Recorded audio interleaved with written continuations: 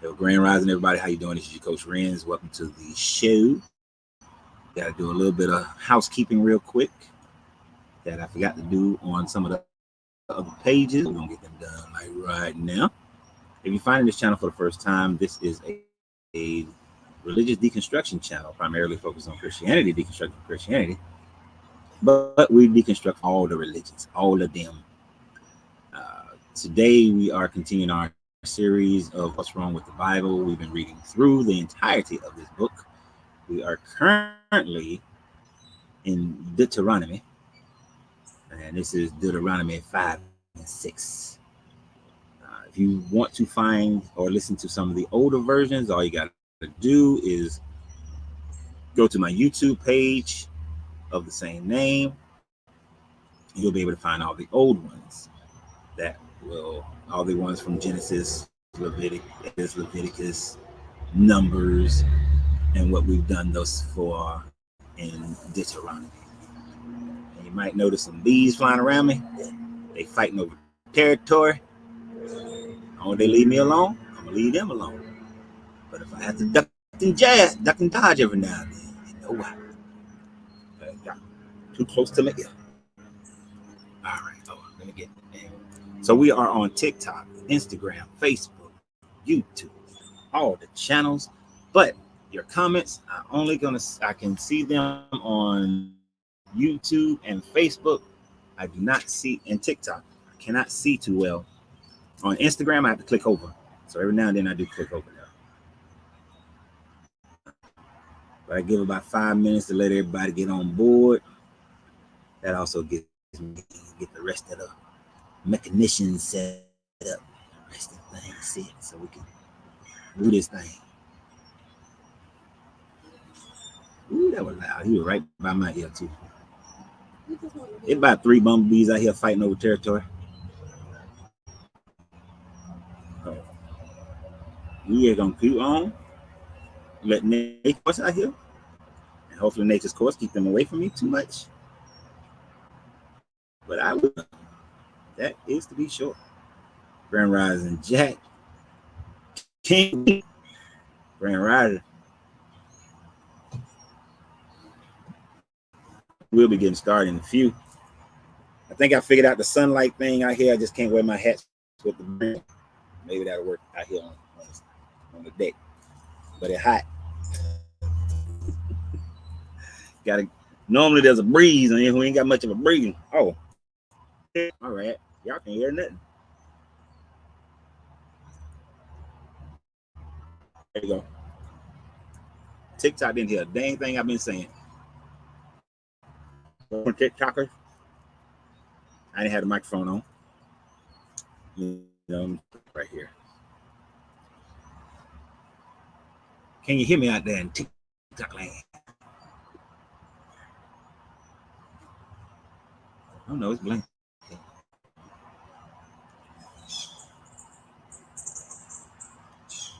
There we go. There you go, TikTok. Got to turn the microphone on. Grand Rising J. Just a reminder, at the end of this week, we'll be heading off on a cross-country trip. So we'll be going from to Atlanta, to Jackson, Mississippi, Dallas, Texas, El Paso, Texas, Phoenix, Arizona, San Diego, California, LA, Las Vegas, then Albuquerque, New Mexico, then Oklahoma, then back to Atlanta. And technically we're supposed to come back to North Carolina at that point, but we might continue. If you're in any of those cities, I'm gonna post a little video that Angelina made. If you're in any of those cities, hit us up. I know in Dallas, there's some people in Dallas that we'll probably meet up, that we plan to meet up with. Let us know if you're in any of those cities. And now the lives. So Tuesdays we will actually be in Dallas. So that live will probably be like 3:00 p.m. I think Central Time Zone. It'll start 3 p.m. most likely, and the live will be it's a Tuesday. So it might be straight to the point. I gotta go see my little nephew cousin, and then meet up with the folk in Dallas. So the times are going to be different for this week. Will be the only week where the lives are at noon. The times will be different for the rest of this month. Like I said, and that's because we will be across country and we'll be in different time zones, and we'll be on the road at 12 noon Eastern Standard Time. Oh, just look out for it. Just want you to know, I don't hear no whining. Look at the birds are ready. The birds are all ready for the lesson today, for the conversation.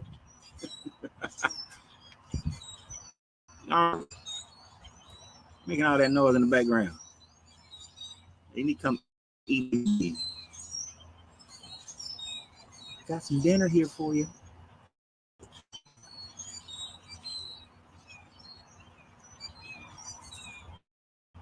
It is lagging.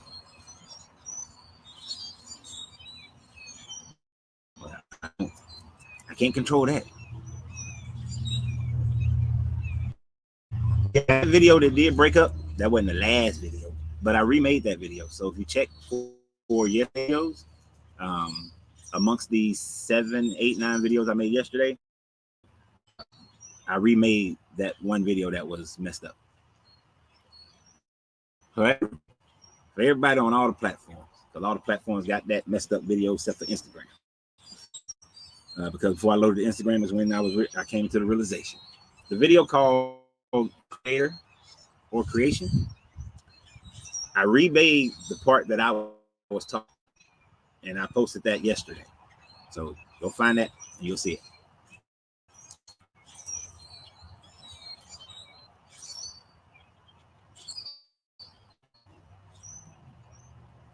So how's the sent from 1999 with that resolution? Is the resolution bad for you guys? On Facebook? What are you on Facebook? Oh. That might be your screen. I just checked it over there. Looks perfectly fine.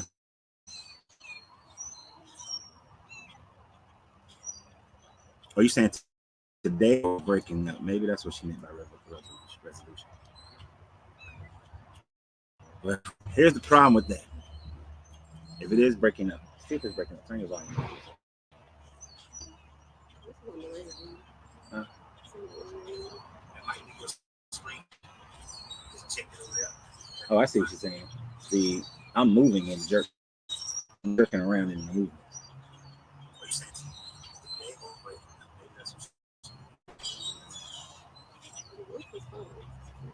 It's this. Wilmington, look, must be Wilmington's Wi-Fi issue. I know they were working on the Wi-Fi here recently, but can't do much about it. Okay, but we're going to continue. So let's get started and make sure everything is plugged in good. But I did move everything out. I did move everything outside. All right. So Deuteronomy, which Deuteronomy means second law, the second law. So a lot of this is some of this is a repetition and just restating the law over. And so we're going to get more into it. We went over 3 and 4 last week. So now we're at the 5 and 6. I just thought about something. Let's minimize how many things are on Wi-Fi.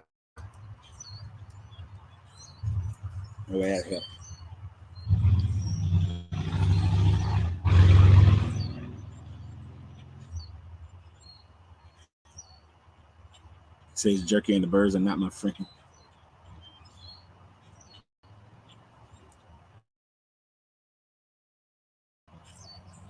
Let's see, my Wi-Fi signal. Got all the bars. It's just some janky Wi-Fi. When I get back here, We're going to check into the Wi-Fi to see if we can increase, if they have a way of increasing the Wi-Fi here in this little beach town. All right, so let's go ahead and get to the reading. And Moses, I didn't realize I had my glasses on this whole time. All right. And Moses called all Israel and said to them, "Oh, hear the statutes and judgments which I speak in your heart, well, and speak in your hearing today, that you may learn them and be careful to observe them. The Lord, all capitals, the Lord our God made a covenant with us in Horeb. The Lord did not make his covenant with our fathers, but with us. Those who are here today, all of us who are alive, the Lord talked with you face to face and on the mountain from the midst of the fire. I stood between the Lord and you at that time to declare to you that the word of the Lord, to declare the word of the Lord, for you were afraid because of the fire, and you did not go up the mountain."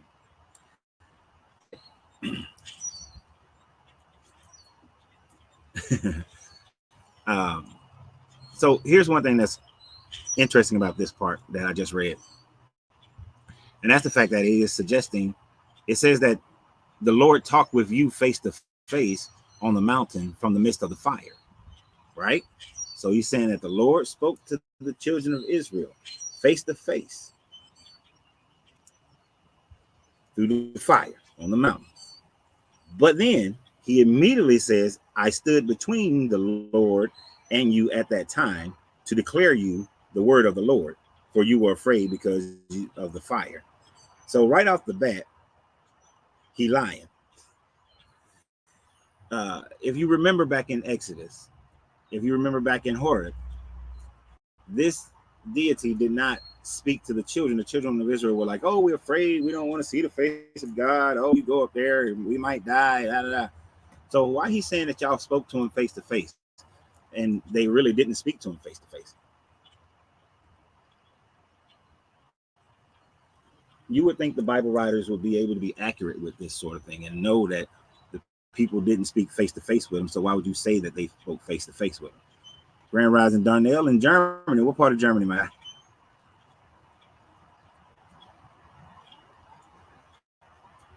But that's a slight contradiction, slight little mishap that they had in this Bible. Grand Rising Keith, Grand Rising everybody that I haven't said it. Debbie, we're gonna be there on the 12th. Debbie in Dallas. So to continue, I am the Lord your God, who brought you out of the land of Egypt, out of the house of bondage. And you would think that this God would not like slavery since he brought them out of slavery.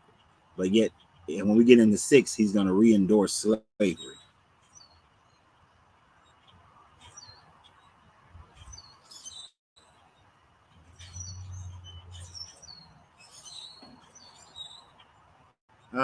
No, sir.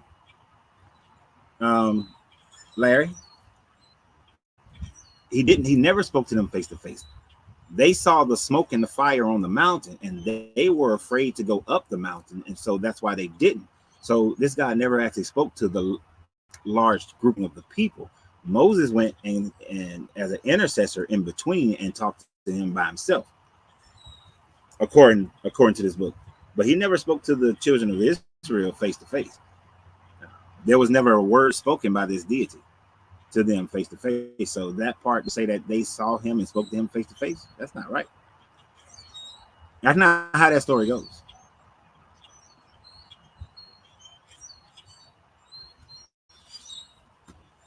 So verse 6, I think, is where I'm the Lord your God who brought you out of the land of Egypt, out of the house of bondage. You shall have no other. And so now he's going to start getting into it.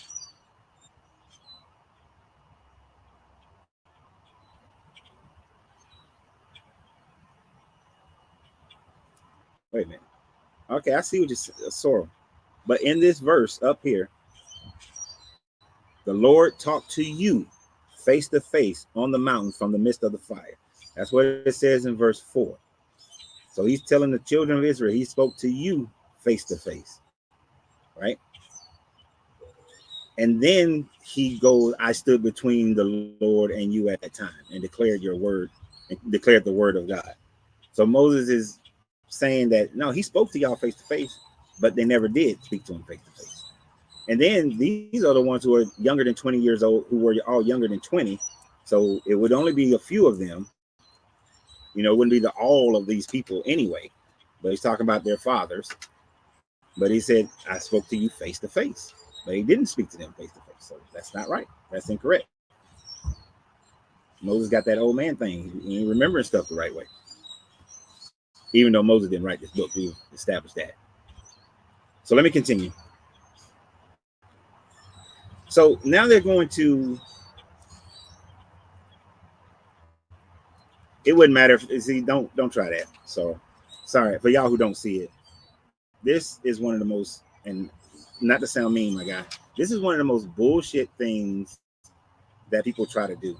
Don't look at it in English, look at it in the Hebrew, in the ancient Hebrew, because even the modern Hebrew gets it wrong. This is a cop-out, because the thing about it, although there have been some bad translations, your more modern day translations are more accurate than the older English translations of this book. And the go look at the ancient Hebrew is a cop-out, because you know that the overwhelming majority of people do not read ancient Hebrew. So that's a cop-out, my guy. The Bibles, I will say the Bibles are becoming more and more accurate as to what the original writings were, because there's greater understanding of the culture, the people, and the actual writings itself. Because you can see where people added their own different contexts, their own different political agendas and whatnot. But that, Ogo, you got to read the whatchamacallit. No, you're not. You're saying they don't get it right, because you're implying that you went and studied that exact one. You know that exact scripture that I'm talking about, and I doubt that very highly. I've been reading this Bible for like over 50 years, almost 50 years, and I can't remember every aspect of what every verse and word and everything that I've studied about this thing. Oh, I'm not even going to entertain that. And I'm not even going to entertain that. That everybody got it wrong but you.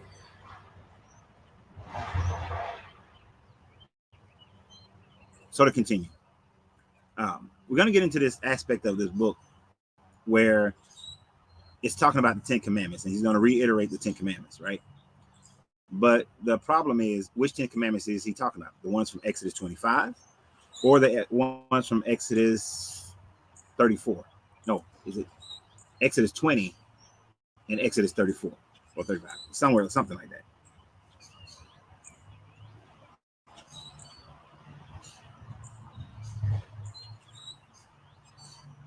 So he's going to go in here, verse 7.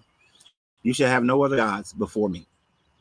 Which, if you saw the video I did yesterday, talked about how there is a hierarchy. If you are the only God, you would not put you should have no other gods before me. You would just say that I am the one and only God. There are no other gods exist. But you should have no other gods before me is an indication of a hierarchy of the henotheistic belief system that they had at the time. That there's no other gods. Hold on. Because I don't want you to think that I put words in your mouth. This last time I got, because we got to continue. He said that's why I do. That's why I do with you, because Christians don't teach it right. I'm not saying everyone is right but me. So don't start putting words in my mouth. Okay, I take that back. That's why you get disrespectful when you try to say you're not. I'm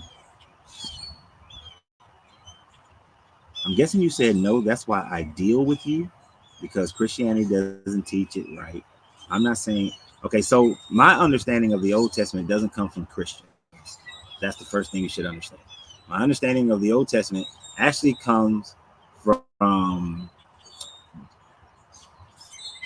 when I studied with a gentleman named David Hasid, who was one of the archaeologists in the Tel Aviv Museum. I'm trying to read and talk at the same time. In the Tel Aviv Museum. And I spent years of studying with this man in order to understand what was going on at the time frames and who wrote what and why they wrote what they wrote and their understanding of things. You're right. Me saying that you were the only one that you're the only one that's right. That is me putting words in your mouth, so I can apologize for that.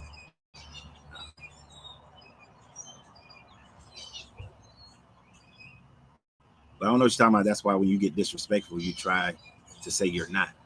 I don't even know what you're talking about in that aspect of it.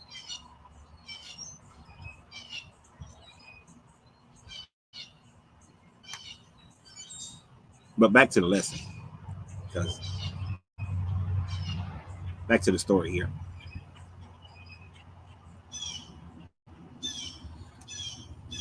So they're trying to. So just in the saying that.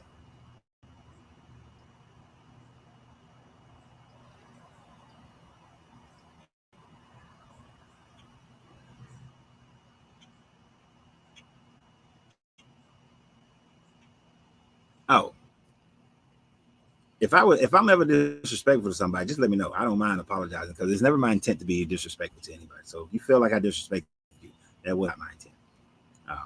Larry, soul. I can say soul. So that's never my intent.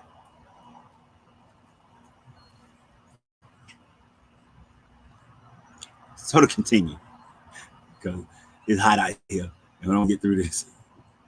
I thought there would be a breeze out here. All right. So if you didn't see my video yesterday, I did one where Dan McClellan was explaining how the Bible indicates many hierarchies. And just in this commandment of saying that you should have no other gods before me is one of those demonstrations of the hierarchy that this Bible says. It's saying that don't have any of the gods before me. Yes, the other ones exist, but I'm at the top, which I forgot to mention in that video. You know, even when Christians, Muslims, Jews, whoever use the terminology of the Most High, you're actually indicating this hierarchy because he's the Most High. And I know in their mind they're thinking he's just the Most High, or the sun at noon, Most High. But what they're really suggesting from the antiquity is he's the Most High God above all the other gods, and not just he's the only God. So if this guy wanted to indicate himself as the individual only, no God ever existed but him, then right here in his commandments, it should just say that there are no gods other than me. Not you shall have no other gods before me. So to continue.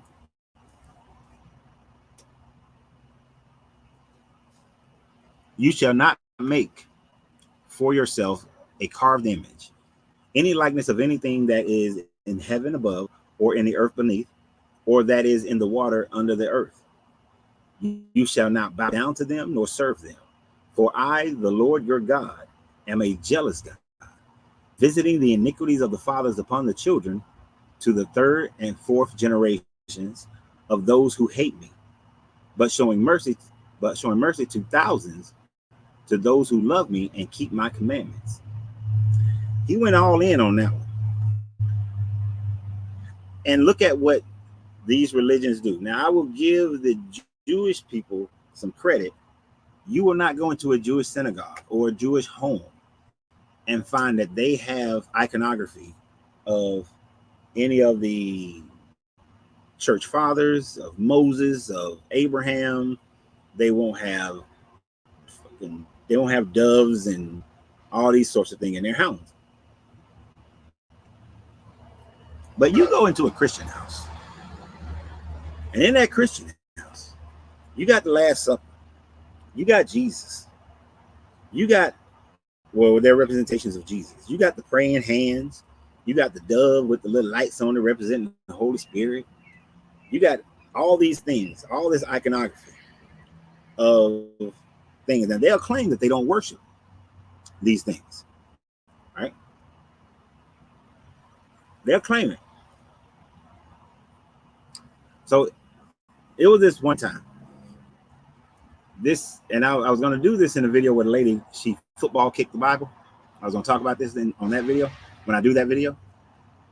But you got Christians, and they claim that they don't worship these things.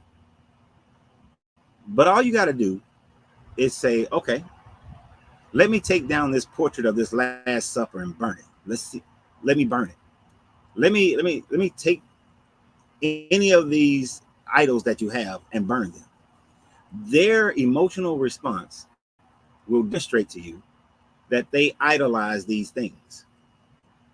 So when they say they don't idol worship, they're very hypocritical in that statement, because by holding anything, and this is why this guy is saying don't put any of these things up, because humans have this natural thing of, for some reason, of needing to have an idol that they can hold in their hand, that they can look to and say, this is my strength, this is my representation of that strength, right?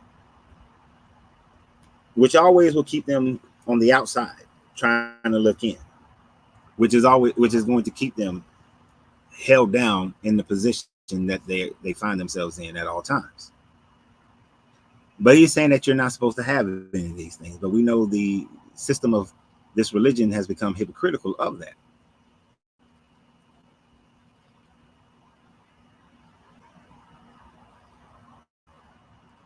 Let's continue where the smoke just got in front of my screen. All right, so I'm on verse 11. You shall not take the name of the Lord your God in vain, for the Lord will not. Oh, my bad. Before I finish from that one, and then look at another reason why I cannot accept this God, because look at the way he says that if you do this, he will punish down to the third and fourth generation, right?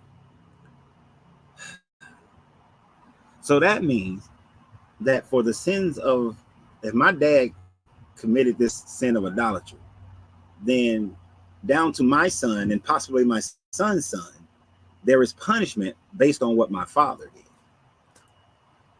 That would be like if my dad murdered somebody and they said, well, we're going to give you a 3-generational sentence, meaning that you got to serve a life sentence. We're going to let your son grow up and have a child, and as soon as he have a child, he got to go serve the rest of a life sentence. And then we're going to let that grandson grow up and have a child, and that grandson got to go and serve that life sentence. And then that great grandkid that he had before he went, that great grandkid, he get to go free. He don't have to go. Or maybe he got to go and got to have a 5th generation before then the 5th generation is the one that is free from the sin of my dad. That doesn't make sense. That is illogical. That is cruel. That is completely cruel. That I'm going to punish you down the generations for something that you did. For punish children who never even knew what happened, what was going on, had nothing to do with it. I'm going to punish them. I'm going to punish them. That's utter nonsense. That's utter bullshit. That you would do that, right? We have more morality today that we would never punish our children down to the 4th, 5th generation. But this God already demonstrated that in the Genesis, in the book, in the story about Noah. Ham is the one who supposedly disrespected Noah, but yet Canaan and all the descendants of Ham had to pay for it by so-called being servants to the brother. And of course, we know Europeans changed this ideal to mean also that dark skin. So he went all into that. But that's another BS. Why would a good God punish people who had absolutely nothing to do with the said crime? Now, this one is interesting. The next one. Verse 12, observe the Sabbath day. Keep it holy as the Lord commanded you. 6 days you shall labor and do all your work. But the 7th day is the Sabbath of the Lord your God. In it you shall do no work, you, nor your sons, nor your daughters, nor your male servants, slaves, nor your female servants, slaves, nor your ox, nor your donkey, nor any of your cattle, nor your strangers who is within your gates. So when somebody's visiting, they have to live by your standards. Your gates, that your male servant slaves and your female servant slaves may rest as well as you. Now, these are your Hebrew slaves, and these are your foreign slaves. So they have to keep them servants. I mean, not let them work. Now, of course, the Hebrew slaves are able to be freed after 7 years, whereas the foreigners are slaves for life. And then he goes and remember that you were slaves in the land of Egypt, and the Lord your God brought you out from there by the mighty hand and by the outstretched arms. Therefore, the Lord your God command you to free all of your slaves and absolve slavery, is what it should say at that point. But he says no. Therefore, the Lord your God commanded you to keep the Sabbath day. If it wasn't a good thing that the children of Israel were slaves in Egypt, why would you now allow your people to have slaves? Tell me the logic in that. That reminds me of how if you cross some of the more fanatical Hebrew Israelites, they will tell passing white people that those white people are going to become their slaves. It's like, y'all enslaved us, so now we're gonna turn the trick on y'all and enslave y'all as well. Right? You would think that you would say the slavery was wrong, looked at the suffering that you went through in slavery, and so now I'm going to outlaw slavery. Slavery is not good for anybody. But instead it's just like, well, slavery wasn't good for y'all, but for everybody else, they can be slaves because, you know, they're not my chosen children, even though I supposedly created all of them. That's bad parenting. 100% bad parenting. And then as far as what the Sabbath is, as far as these people know, and it's basically really a calculation of man, because who was there to say that today is Sunday, so it's the first day of the week?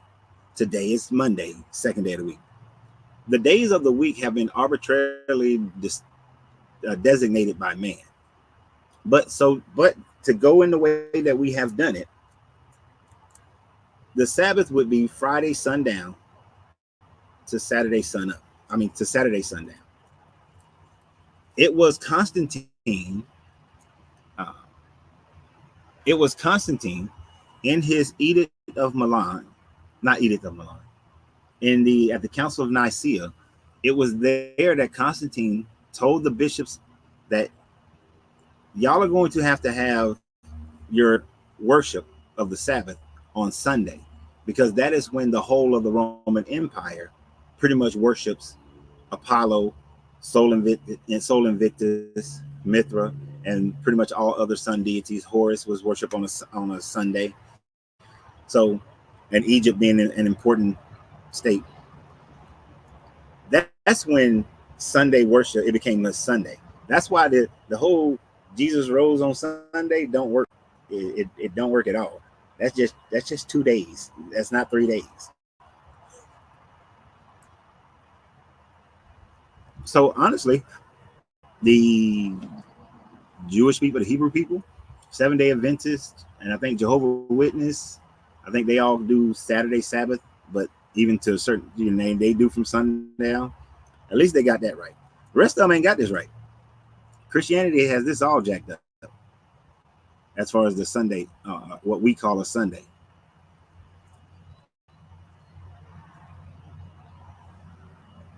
Now, he was all explaining in detail all the other ones, right? And you notice all the ones we just talked about so far are the ones that deal with worshiping him, that his ego, his insecurity, his narcissism. For the rest of them, he's very short. Thou shalt not murder, thou shalt not commit adultery, thou shalt not steal, thou shalt not bear false witness against your neighbor, you shall not covet your neighbor's wife, and you shall not desire your neighbor's house, his field, his male servants, his female servants, his ox, his donkey, or anything that is your neighbors. These are the words that the Lord spoke to all your assembly in the mountain in the midst of the fire, the cloud, the thick darkness, with a loud voice. And he added no more. And he wrote them on 2 tablets of stone and gave them to me.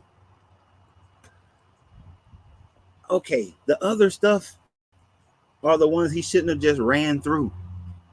Usually this Bible is trying to fill up the words, trying to make it as big as they possibly can by repeating themselves.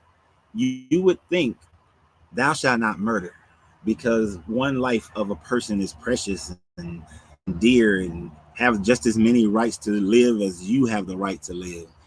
And to murder them would be a grievous sin, to make yourselves unclean, go on, get deep into it.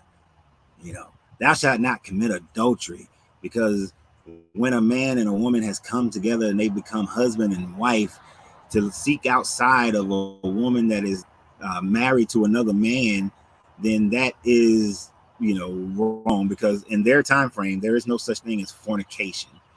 Once you have sex with someone, that is the marriage. But if that person is married to someone else or betrothed to someone else, that's when you're committing adultery, according to their time frame and their mentality. So adultery is just having sex with another person's wife or fiance. But he could have. Let's not go into that. Let's not go into why you shouldn't steal and why it's important not to steal. Why it's important that you shouldn't lie and bear false witness. Why it's important that you shouldn't be covetous. No, we're gonna go deep into all the shit that appeals to his narcissism. But I gotta keep my smoke, because these bumblebees don't like to smoke. But as far as just the stuff that actually creates the most problems that man have to deal with, let's just skip right on through those like they don't even exist. And then here's the other problem with this. If you remember,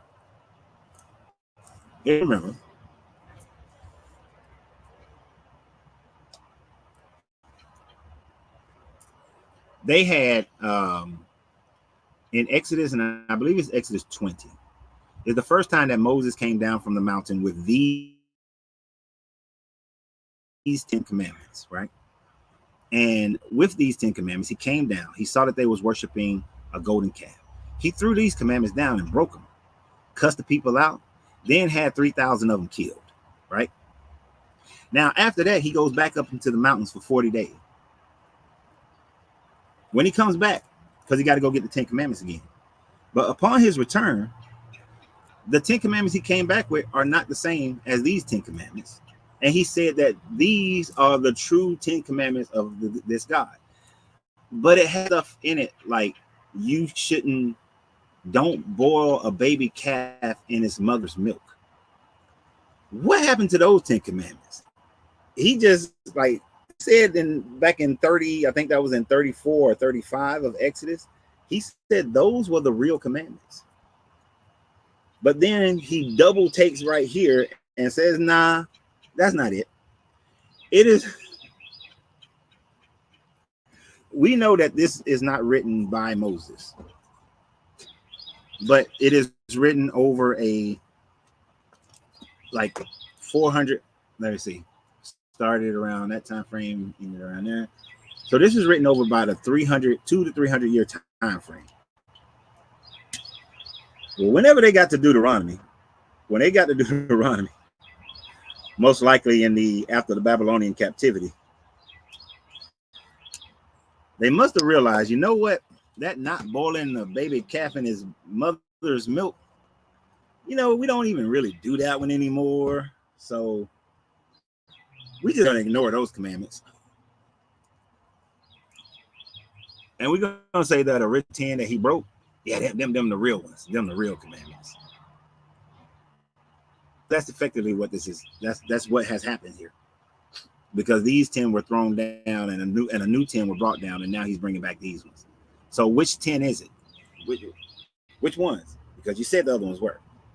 This is why the Bible writings don't work, because it's not one voice. You know how people try to make it seem like the Bible is just one voice from beginning to end?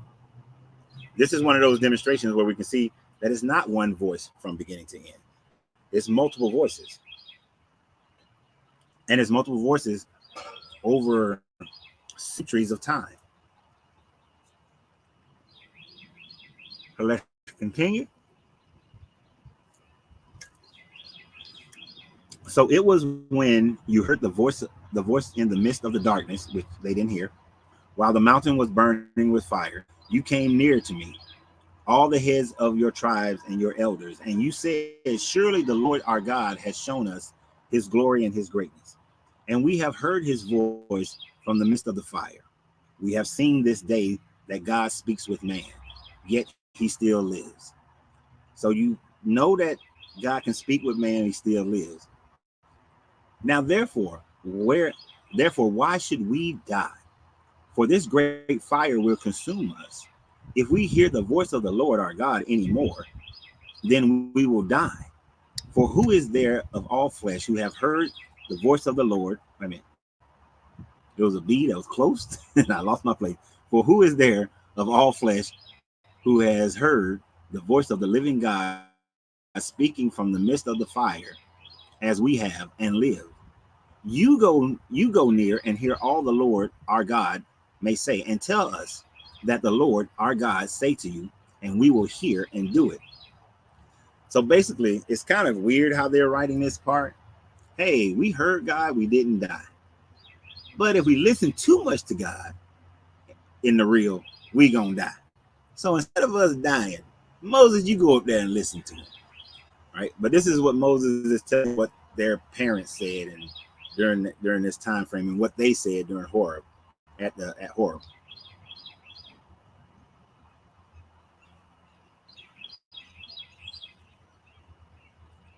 So then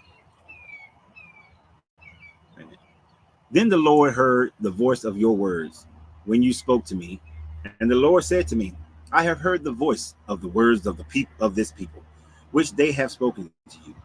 They are right in all that they have spoken. So basically, yeah, they're right. If they listen too long to my voice, they're going to die. So they can only get a little bit. But they were just afraid. But this is Moses telling them the story. Oh, that they have spoken. Oh, that they had such a heart in them that they would fear me and always keep my commandments, that it might be well with them and with their children forever. Go and say to them, return to your tents. But as for you, stand here by me, and I will speak to you all the commandments, the statutes, the judgments, which you shall teach them, that they may observe them in the land to which I am giving them to possess. So basically, Moses saying that, yeah, and God said that y'all supposed to listen to me. Y'all go sit down, chill out over there. But I'm gonna tell y'all what God said because y'all right. Y'all might die. But notice he said that, uh, where is it? Because I want to make sure I'm saying it right. Where's that damn part that I just read?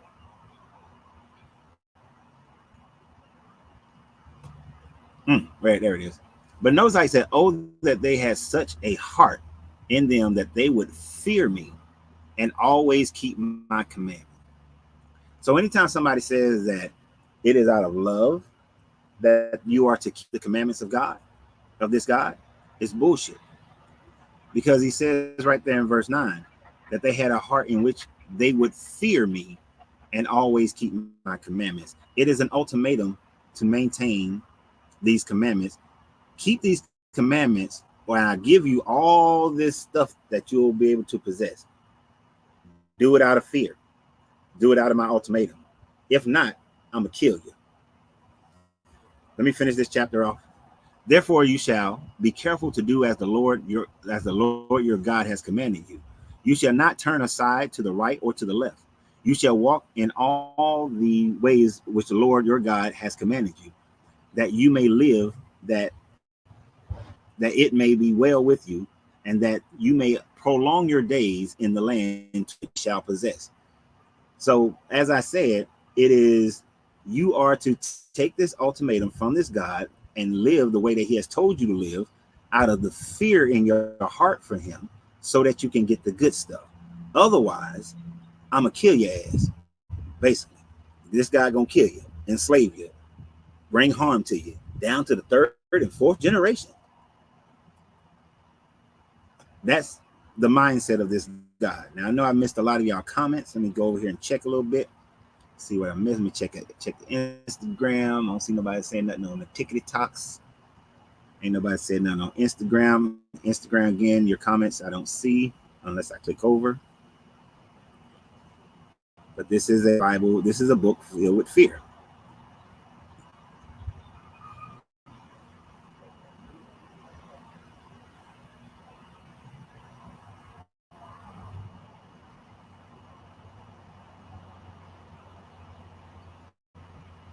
Okay, people getting their feelings about me talking about their God.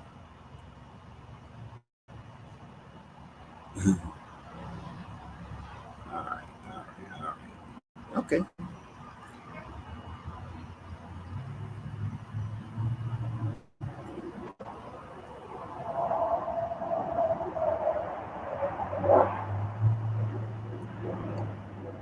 Actually, Deuteronomy means the second law. To those people, when they wrote it, it meant the second law.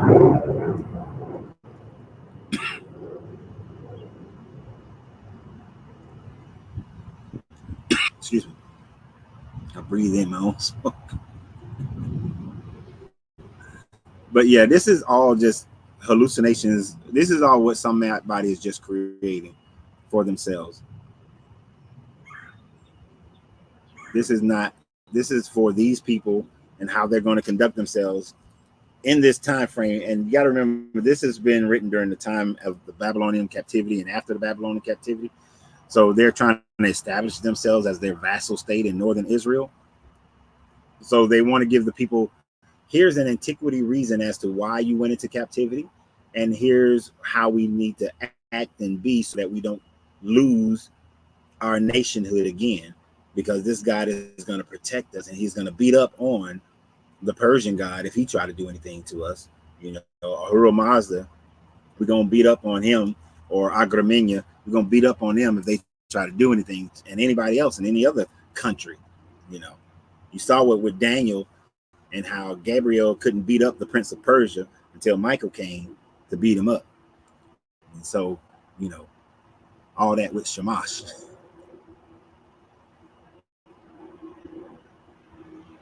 So it's just propaganda.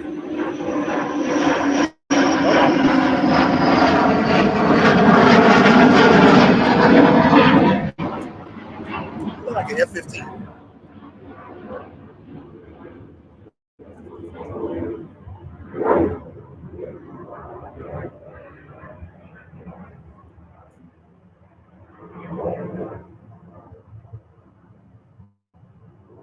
It is.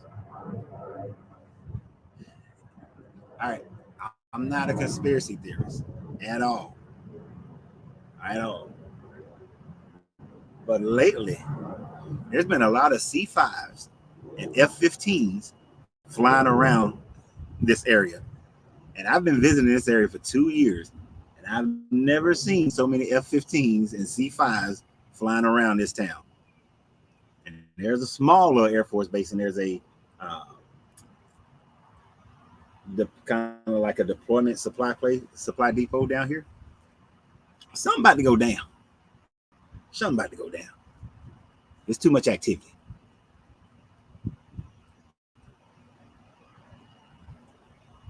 But yeah, people were archaic. They believed in all kinds of things. They thought that the sun went down into the earth at night. No, no, I'm Wilmington, so yeah, Pope Air Force Base. They've had a lot more activity lately, John. I'm pretty sure you've been hearing it as well. A lot more C5's been flying over.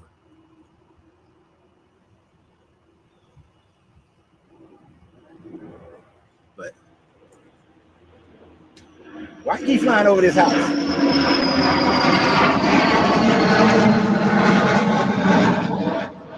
It's the government, y'all. They watching me. Because he flies directly over the house and he circles around. Because right after he flies over the house, he banks and circles back over there. Now I got a biplane flying over me right there.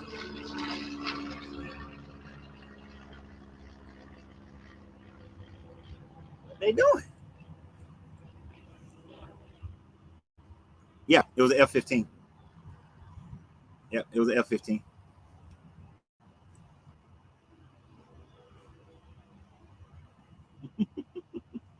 Okay, we're getting sidetracked. Getting sidetracked. All right.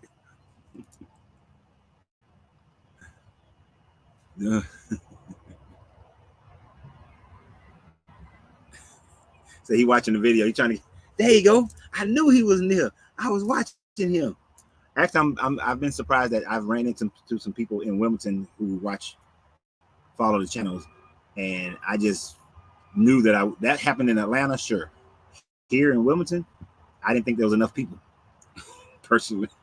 But anyway, let's get back to it. We got one more chapter before we get into our just open conversations. All right. So,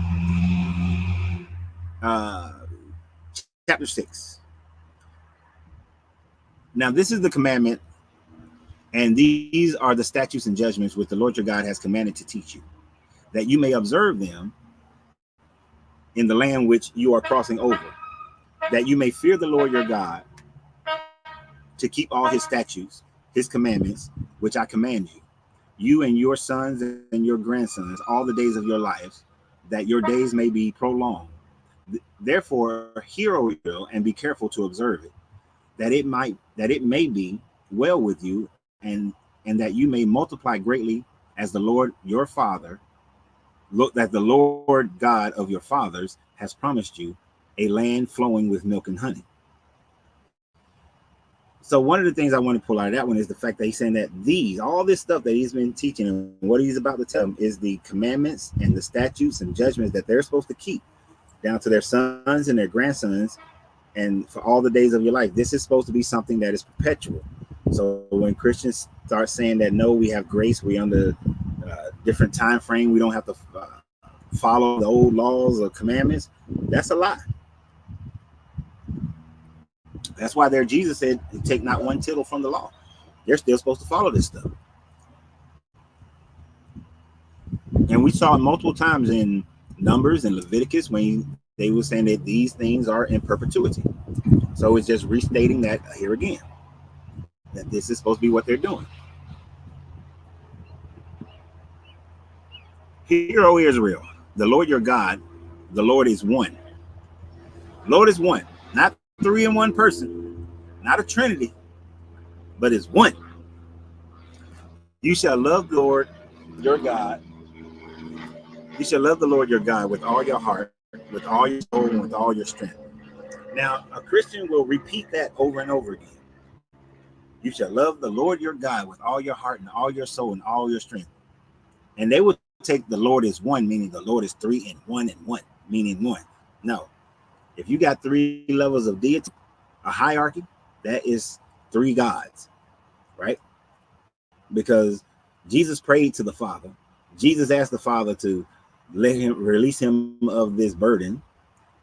He asked this Father why he abandoned him. So him and the Father ain't equal. So he's a hierarchy. If he did exist, he would be within a hierarchy. And the Holy Spirit is a part of that hierarchy that comes down later as the comforter to have demon possession of men.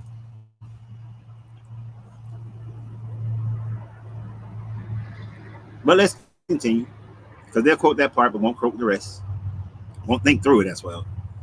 And these words which I command you today shall be in your heart. You shall teach them diligently to your children, and shall talk of them when you sit in your houses, when you walk by the way, when you lie down, when you rise up. You shall bind them as a sign in your hand, and they shall be as frontlets between your eyes. You shall write them on your doorposts of your house and on your gates. So basically, what that part is saying, you need to teach this to your children and your grandchildren and all the other children. And at all times, this is what you should be thinking about. You should be thinking about this God, this Bible, this word, these commandments. Because he said that talk to him in your house. When you walk by the way, you should be thinking about this stuff. When you lie down, you should be thinking about this. When you rise up, you should be thinking about this. You shall bind them, a sign in your hand. Put it in your hand. Write it down in your hand. Put it between your eyes. And you should write them on your doorpost of your house and your gates. This is why you go to a lot of Christian houses, they got that 10 Commandments up on the wall. But you're supposed to think about this at all times. You ain't supposed to be doing nothing else. Can you imagine meeting someone and that person saying that I want you to think about me 24/7, from the time you get up to the time you lie down, with everything you do, while you're walking down the street, while you're at work. I want you thinking just about me. Or working for a job company that says that you got to think about me all the time. You got to think about your work all the time. Every project you got, I need you thinking about your project from the time you wake up to the time you go to sleep. That's some hella insecurity. That's some hella narcissism. That all the time of my day, I am to be thinking about you. When people say, what is the purpose of life? And they say the purpose of life is to serve the Lord. That is freaking slavery. That is nothing but utter slavery. And effectively, to me, that is what this God is saying. I want you to be enslaved in mind, body, soul, heart, and soul.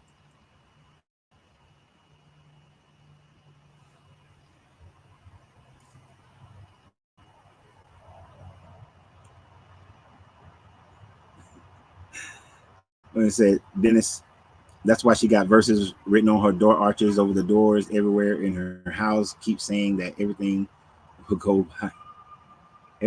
go by her house, and she will be left untouched. They won't even see her. She's invisible. She says this.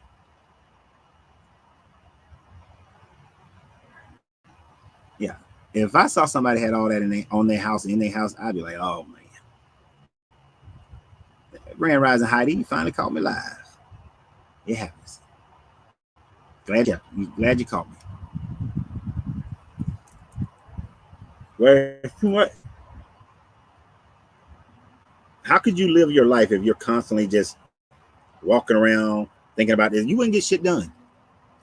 You would get nothing done. Nothing, absolutely zero would get done. All right, so continue. So it shall be when the Lord your God bring you to the land to which he swore to your fathers, to Abraham, Isaac, and Jacob, and give you large and beautiful cities which you did not build, houses filled of all good things which you did not fill, hew out wells which you did not dig, vineyards and olive trees which you did not plant. When you have eaten and are full, then beware lest you forget the Lord who brought you out of the land of Egypt, from the house of bondage. You shall fear the Lord your God and serve him, and shall take oaths in his name. I thought that Christians and Jews say that you're not supposed to take an oath. So if I take an oath, but it's in his name, then that's okay. But if any other oath you cannot take. But what many people don't know is that most oath includes whatever God that they worship. Like when I took an oath into the Marine Corps, you take that oath in the name of your God. But he's basically saying, in all the people that let y'all go murder, and you get their house, and you get their vineyards, and you get the wells, you get all the stuff that they did after you do all your murdering and your killing, then, don't forget about me, your God, because I brought you out of Egypt. It's like that. You ever had that person that did something for you, and they seem to can't help but remind you over and over again that they did something for you? It's been 30, 40 years, but they still talking about what they did for you 30, 40 years ago. Like you're supposed to still be giving gratitude to them for that. It's like, I've repaid you, dude. Go on about your business. If you got to keep reminding me, then maybe you're not such a good person that I gotta you got to keep reminding me of that thing. But anyway, let me continue. Right here. You shall not go after other gods, the gods of other people who are all around you. For the Lord your God is a jealous God among you, lest the anger of the Lord your God be arose against you and destroy you from the face of the earth. Once again, this deity acknowledging that other gods exist. Because if you go worship these other gods, I'm gonna be angry with you. Instead of saying that, I'm gonna let you go worship those other gods. And then you will find those gods to not be real, to be made up, because there's no power in the made up God. And when you realize that, then you'll come back to me. because you'll realize that I'm the only God. I mean, if you're the only God, that's how that would work. You know, that's how that would work. You know how in the movies, the man or the woman, they married to somebody who's good to them. Then they think that there's somebody better, and they go out there and they come back only to realize that what they thought was better wasn't better, and then they wind up trying to get back with the first one that they had, and they always say, you know, I went out there and I found out just with nobody just as good as you. Me and Andrew just watching Couples Retreat, a movie called Couples Retreat. Stupid movie, funny but funny. But the black guy, his wife, at the end, she was like, I went out there, I thought that there was something else, and I did this and I woke up in bed with men that I didn't even know their name, but nobody ever loved me like you love me. Or in Acrimony, when she get with the other guy after she get rid of her husband, then she get with the other guy and she's like, oh, but he knew every move of my body, and he knew, and he was so, and then she tried to go back, but she wound up trying to kill him. Why don't you just let them go out there? Find out that those other guys don't exist, if they don't exist. But no, you know that according to this book, according to the belief of the people at this time frame, they believed in these other gods. They actually accepted these other gods existed. But this God is saying, no, you're mine. You're mine. I'm a controlling, narcissistic, genocidal maniac, and you're mine. And if you go out there to these other gods, I'm going to kill you.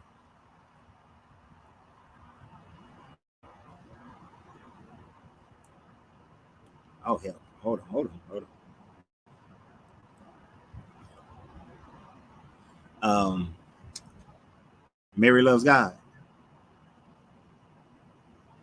I'm not a Christian.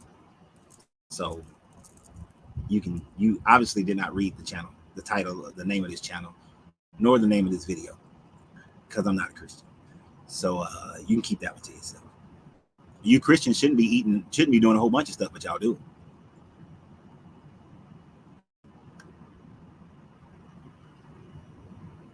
So yeah, you can kick rocks with that one. Y'all leave her alone. Don't stop picking on her. I know how y'all are.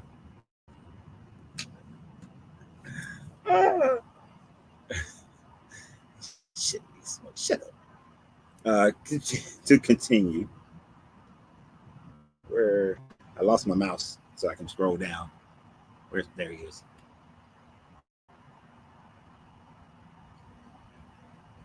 Where we at? Verse 16? Yeah, we're at verse 16.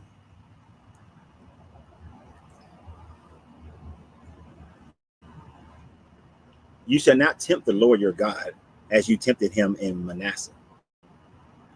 You shall diligently keep the commandments of the Lord your God, his testimonies, and his command. He has commanded you. You shall do, y'all see that, Big B? You shall do what is right and good in the sight of the Lord, that it may be well with you, and that you may go in and possess the land, the good land which the Lord swore to your fathers, to cast out all your enemies before you, as the Lord has spoken. So don't tempt this God. Don't be going out there worshiping the other gods. And you better keep his commandments as the controlling narcissistic freak show that he is. Because he giving you all this other land, and the land that he promised to Abraham. Now, this land that he promised to Abraham, Isaac, and Jacob has never been fulfilled, ever. In the whole history of this land is supposed to go all the way to the Euphrates. And it has not.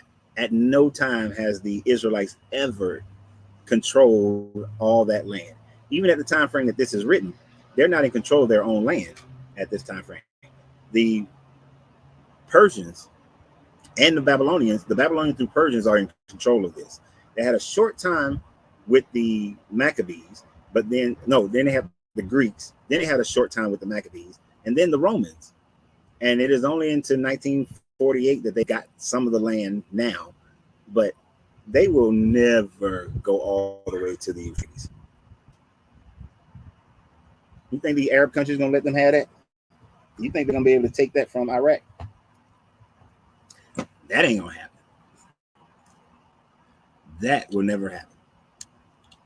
So this is some again, they think that they got this conquering God, but yet never conquered that which they are supposed to.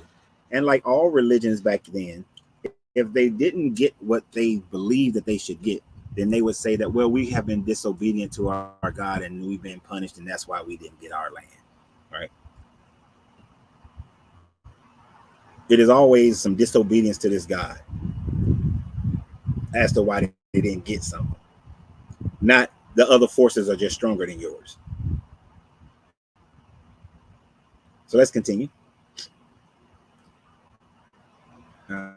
Because this God never casted out all their enemies. So verse 20, we're going to finish this chapter out. When your sons ask you in time to come, saying, what is the meaning of the testimonies, the statutes, the judgments, which the Lord our God has commanded you? Then you should say to your sons, when we were slaves of Pharaoh in Egypt, and the Lord brought us out of Egypt with a mighty hand, and the Lord showed us signs and wonders before our eyes, great and severe, against Egypt's Pharaoh and all his household. You remember, killing all the firstborn, killing all the animals, turning the river and all the water to blood, basically decimating these people, which there's no archaeological history that shows any of that. Then he brought us out from there, and he brought us out from there, that he might bring us in to give us the land of which he swore to our fathers, which is a promise he's never kept. And the Lord commanded us to observe all these things, statutes, to fear the Lord our God, to fear him, not to love him, to fear him, because otherwise he's going to punch hell out of it for not delivering on the promises that he promised, that he said he would deliver. For our good, they swore to our father for the Lord and commanded all these things, statutes, Lord, right? To fear the Lord our God, for our good always. It's always for your good. I'm beating the shit out of you for your good. I'm enslaving you for your good, that he might preserve us alive as it is this day. Then it will be righteous for us if we are careful to observe all these commandments for the Lord our God as he has commanded us. And that's the last part of that one. So basically, as he has done to us to this day, y'all, the Israelites are in Babylonian captivity at this time frame, right? They don't have their freedom. They're a vassal state of the Babylonians, and then they become a vassal state of the Persians, right?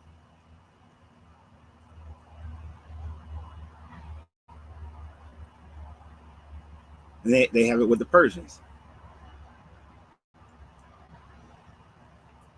And then they become vassal state of the Greeks. A little bit of time with the Maccabees on their own, and then they're vassal state of the Romans, and then the Ottomans and Christians and Ottomans and Christians, and so on and so forth until modern day. And yet they still don't have all the land that this God so-called promised them.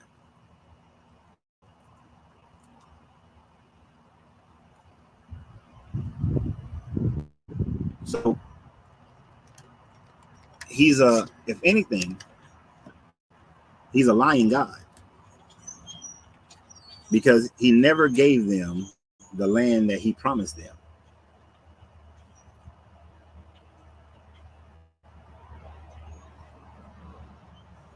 So why should they be obedient to him? Right? Why would you ever be obedient to somebody who makes promises to you but always lies about the promise, never fulfills that promise? I'm sure many of you have been in relationships with people where they promise you things but never deliver those things to which they promise. I'm sure that happens all the time.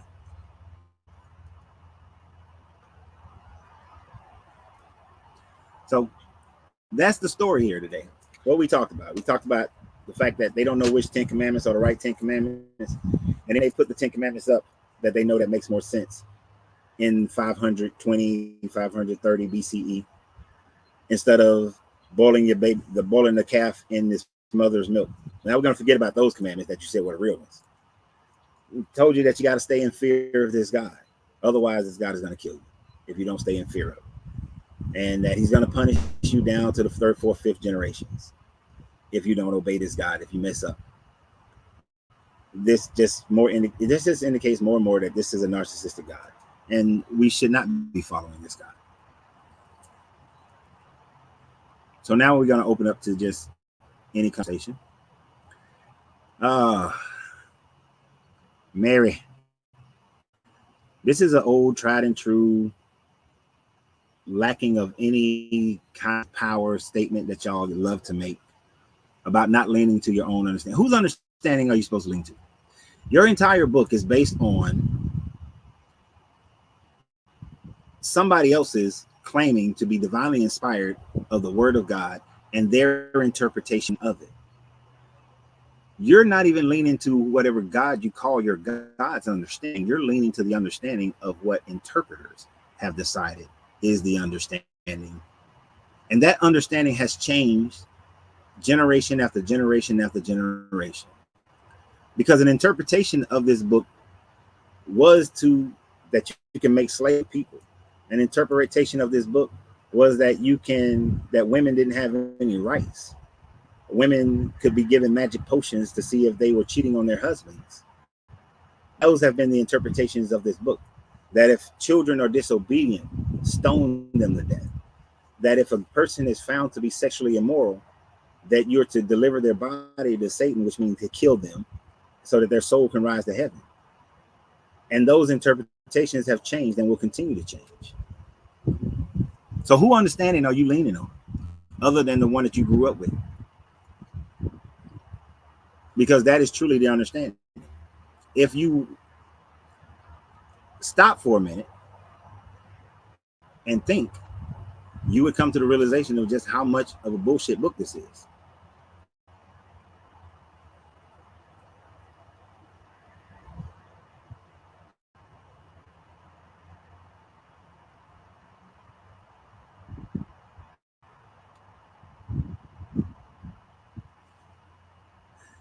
And then she threatens, God is not a liar. You should watch what you say, because every idle word you speak will give an account of it in the day of judgment. No, there's no day of judgment. And my words are idle. Mary, answer the question yes or no. Did this God ever deliver the promise of Abraham, Isaac, and Jacob of the land that they were supposed to get? Just answer the question. Oh, just like many parents punish their children, and some parents punish their children and call it love. There's a difference between punishment and discipline, right? My child slapped the shit out of one of the other children. They get punished in order to teach that's not what you're supposed to do. But my child comes to me, I tell my child to do something. My child says, well, Dad, I don't think that makes sense. And some parents will beat the shit out of their children for questioning a parent's decision. I was that parent that would listen to my child, see if they made sense, explain to them if it did. If it did, I was like, you're right. You know what, Sydney, that makes sense. So you have a good point. You're right. Other times, Sydney, I'm explaining to you why what you're saying is not going to work. The reason why you not finna play in the street is because cars just coming up and down the street, children out there playing, you get ran over by a car. And you will never see your mother, your father, grandparents, your brothers, your sisters. You'll never see them again. But many parents would just beat the shit out of their children without explaining anything or recognizing that they could be wrong.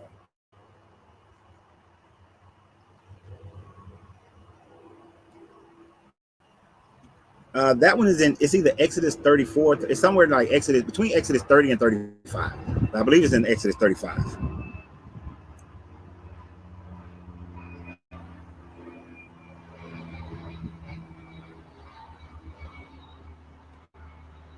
And that's the thing. You can never respect somebody that you fear. You can never respect somebody you fear.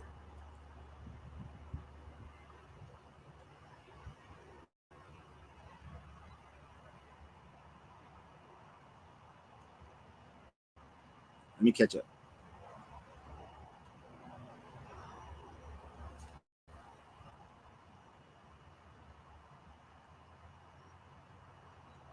how can God be a narcissist?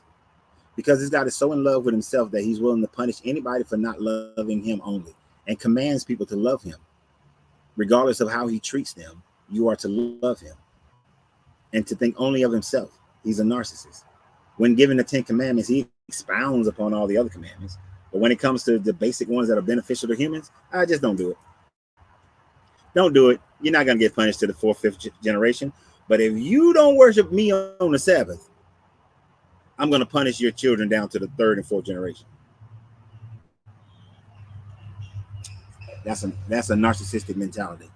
And don't you love any other guys other than me? I'm the only one. Just like a narcissistic man would tell a woman, I don't want you to talk.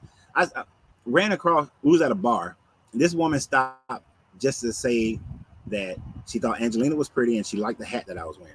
But then she said, you know, he don't like me talking to other people by myself. And I was like, damn. She got an insecure ass man. And she thought that was love. Oh my gosh. Mary, are you serious? Ask you the question. So according to the promise of Abraham, okay, according to the promise to Abraham, Isaac, and Jacob, they were supposed to get the land all the way to the Euphrates. The Euphrates is in the middle, almost the middle of Iraq. At what point did the Israelites control the land all the way to Iraq? When? Mary, please educate us on history. When have they ever? Because if you just, your God, this book we just read where he said, do not bear false witness. And if you're saying that they control that land, you are bearing false witness. And you're going to need to go and pray for forgiveness. You need some forgiveness. Mary, tell us when they controlled all the land to the Euphrates. And he don't go to the north part up in the Syria and Lebanon. We ain't gonna go down to the Sinai Peninsula. They did the Sinai Peninsula for a short period of time. I give them that. But it said the Great River down there too, which means the Nile River. So when have they controlled all the way to the Nile River, all the way to the Euphrates, all the way up to Lebanon and all that? But just Euphrates. I'm just gonna ask you about Euphrates.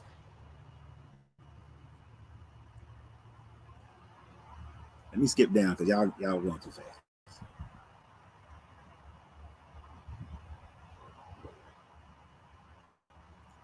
Oh, this is some bullshit that they try to teach.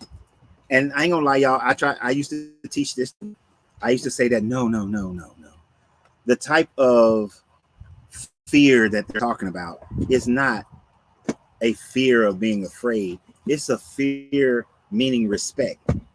No, once I got deeper into the research, that fear means to be afraid of. That is not a fear that means respect. That is what Protestants began to teach. That it's a fear that means respect. No other version of Christianity teaches that means respect other than Protestants and those who came out of Protestant.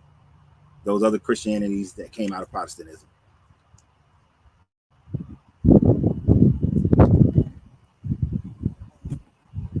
Yep. And they use that don't lean onto your own understanding just to keep you in control. Don't go research nothing. Just listen to what I'm telling you. That's all you need to know is what I'm telling you. You don't need to know nothing else. Anything else is sacrilege. But I hope Mary is doing some good Googling right now. Some competent Googling, as my man Dan said. I like that term, competent Googling. I always used to say quality Googling. Like, because the quality of the question you ask Google is the quality of the answer you're going to get.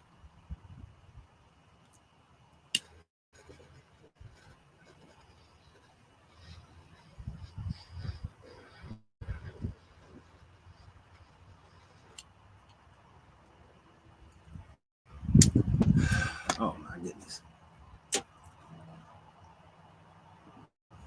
Brian, you don't have free will to choose. You don't have free will to choose.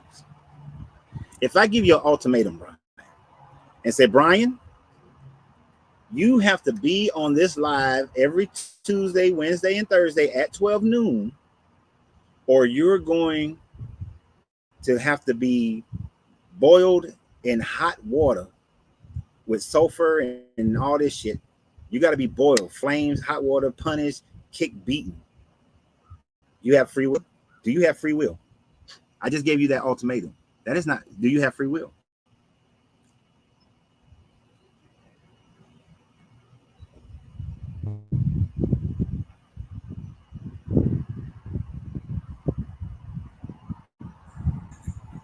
Yo, look, this is what I'm talking about.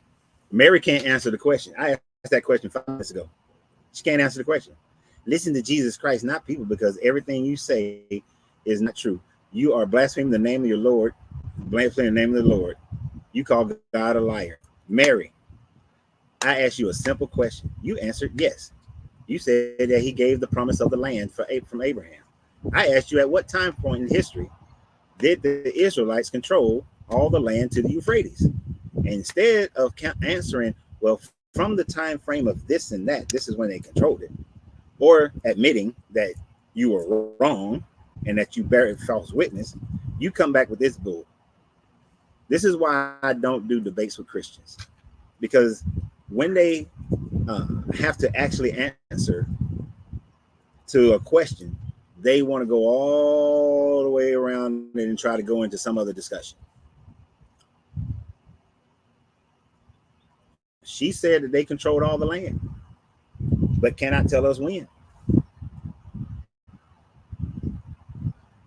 That makes you a liar. That makes you a liar also, Mary. You like Pastor Hibbs. Oh, Congress, here's my prayer. It doesn't say Jesus. It doesn't say Father. None of those things. Oh, but when I get up here, I'm going to say all that stuff. Like, you have to lie in order to remain a Christian. You ever think about that? In order to remain a Christian, you have to lie to people and lie to yourself.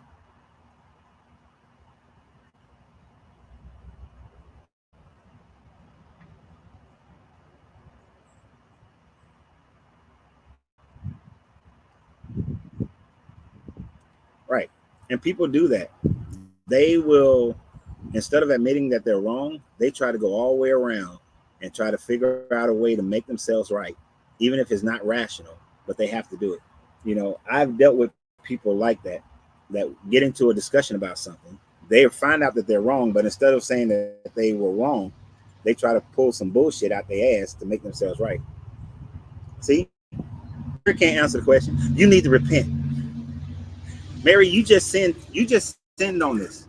You just sinned, and you're continuing your sin by trying to cover up your sin. Now you're trying to cover up your sin. You should feel convicted, Mary, that you sit up here and lie to us, and now you're trying to cover up from it. You should feel convicted in your heart if you're truly a Christian. If you truly are in relationship. Sorry, let me go back to what she said earlier. If you're truly in relationship with Jesus and you don't have a lying spirit, you should be able to say, you know what? I was wrong. Just like when Saul said that I put words in his mouth, and I went back and I looked at it, and you know what I said, Mary? I said, my bad. I'm sorry. I didn't mean to put words in your mouth. Because I'm convicted by my own self, my own morality, to say that if I'm wrong about something, I'll say I'm wrong. Matter of fact, I did a video about being wrong about something like 2 weeks ago. Like, that's what a real person does.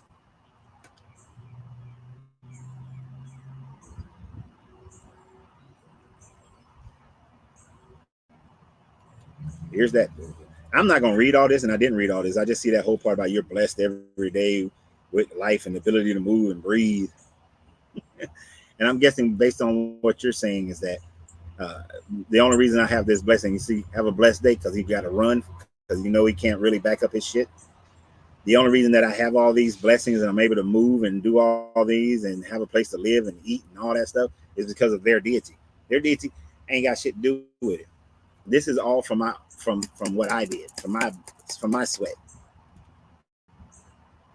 I'm able to be on here because this is almost 30 years of studying is the reason why I can say what I say. You know, I studied business, and that's why I can, and not in a college, I studied real business. So that's why I've built businesses and continue to be able to do what I do.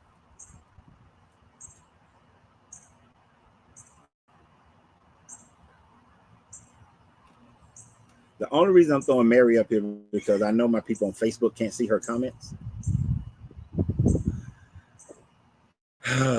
All the words that come out. Mary, simple question. When did your God fulfill the promise of Abraham, Isaac, and Jacob, and they control, the Israelites control all the land to the Euphrates? You said that they did, but when? Otherwise, you are a liar, and you should feel convicted.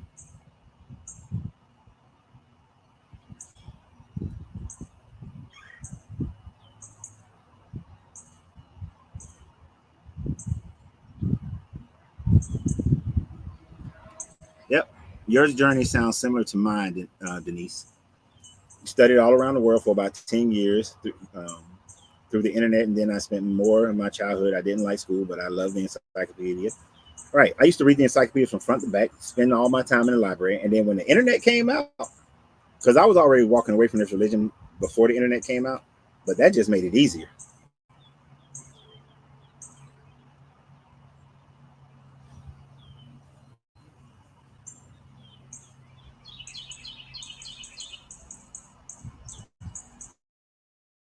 So uh, that was my journey. My journey was through study, learn, research, go to the places, go to the sites, see what's there, see how things were, understand the culture of the time frame, of each time frame, and all the edits that were done to the book.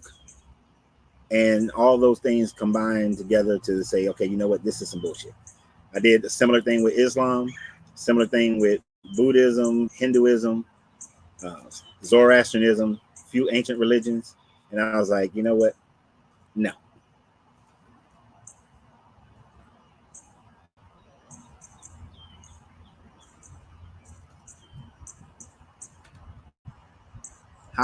How can Christians live by scripture? God did not give me a spirit to fear, but one of a sound mind. Yet required Christians fear him. Right. That is a contradiction. And look, y'all, look. I'm not gonna answer your questions. You have questions. Humble yourself before God and ask your questions. Turn your life around before it's too late. Jesus has come back. You can't answer the question because you know that you lied. You know you lied. That's why you can't answer the question. Don't give me that bullshit about I have questions. Mary, I don't have any questions. I've been walked away from your God. I have zero questions for your God, right? If your God ever proves himself to be real, I then will have questions. Why in the hell did you let this happen? Why in the hell did you let that happen? Why slavery? Why were these children starving? Why were these people taken advantage of? Yeah, I got a whole bunch of questions. And when I'm done with my questions, look, dude, I don't want to be near you.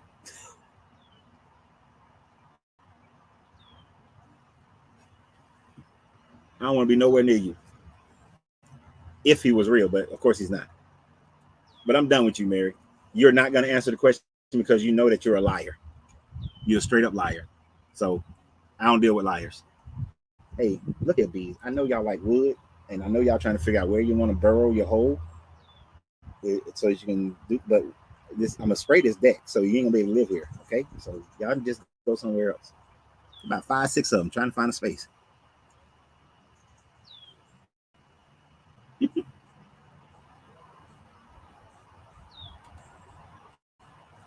Malik, this your first time here? Uh, what do you believe in? I believe in knowledge. Uh, if you wanted to give me a title, then you would say I'm a alchemical hermetic agnostic. I don't believe in any of your guys, any of the guys of any of these books. None of them existed. They were created for people to be able to try to figure out nature and why things happen to them. But I follow the hermetic laws.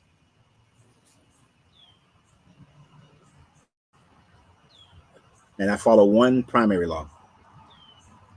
Treat other people how you desire to be treated. That's how you're supposed to be. That's how you're supposed to live your life. However you decide, however you want to be treated in your life is how you should treat other people. It does work with some of your teachings. Like when we went over Deuteronomy chapter 6, 5 and 6, I don't steal because I don't want to be stolen from. I don't, hold on for a second.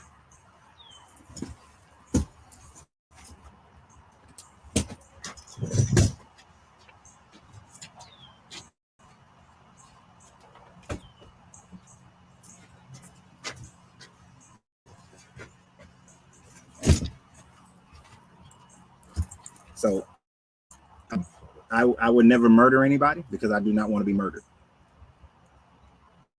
I don't take advantage of people because I don't want to be taken advantage of. So some of those things do fit with how your book talks. But all the genociding that your book, I don't know if you're a Christian or not, so let me not say your book. Look, what are y'all doing? Go on, man. Go.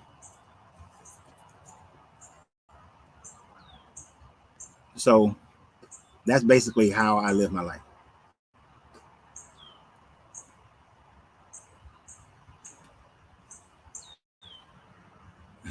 I agree, mirror. I see you and me, and exactly.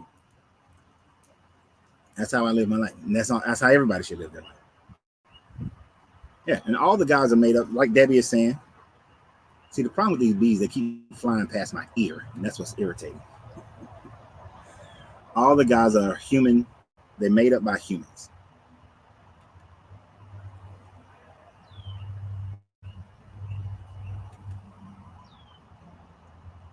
None. There is no God that created the universe and all that.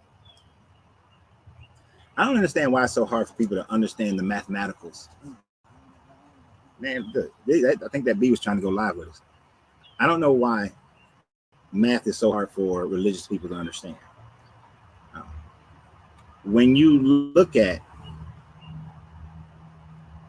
the number of galaxies and then the number of stars and the fact that we exist in this perfect distance from our sun of the perfect size, then mathematically other entities, their existences out there. And we see singularities happening within our own universe. So it is logical that our universe came from a singularity as well. And nothing is created. Energy has always been here, and energy will always be here. It just transmutes from one form to the next.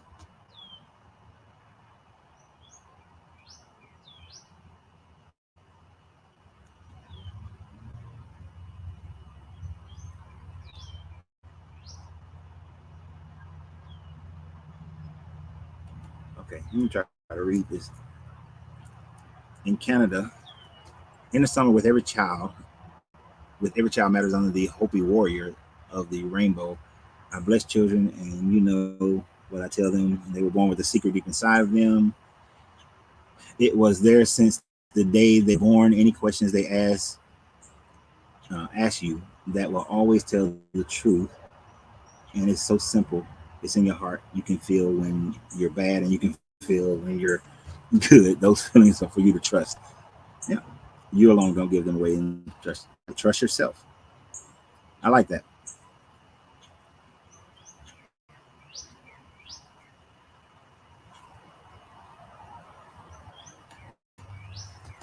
Let's talk about change the subject a little bit. What is your view on Egyptian mythology and creation from the psychology of the Egyptians?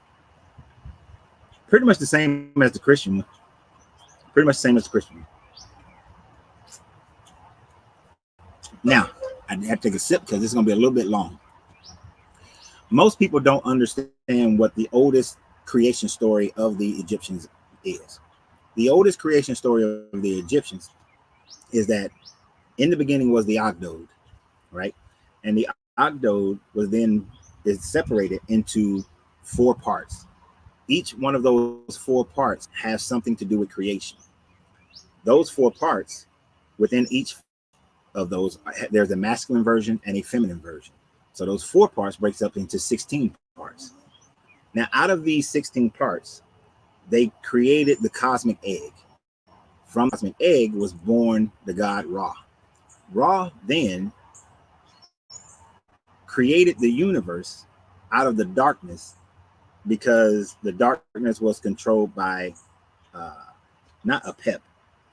It's a big ass giant snake deity, but it's not a pep. It's something else started with an A. And then Ra created Jeb and Nut. And Jeb and Nut were the waters above and the waters below, and they was in this embrace. And then he created Shu, and Shu was the wind, and Shu separated the upper waters from the lower waters, because when they looked at that blue up there, they thought it was water. And that allowed for the land to be created. And then Ra went about creation of man out of clay, out of dirt. Right? Now, then all the animals and all this kind of stuff. So this Egyptian story was told before the Hebrew story was ever told. This is why there are similarities, because they were all in the same region, and the Hebrew people were vassals of Egypt multiple times. But it was just their way of trying to understand the cosmos, understand how there's darkness. And they believe that Ra went under the earth when the sun goes down, because Ra represented the sun. Back then, this is before Horus came into the picture, that Ra would go down and fight this serpent, and he will fight this serpent all night so that the sun can come back up. But every night the serpent got stronger and stronger. So his son Set, the one who messed over Osiris, when Seth's redemption came by him joining Ra in this fight, as the giant serpent became stronger. And so now him and Set are fighting this serpent every night. They thought that's how the sun came back up.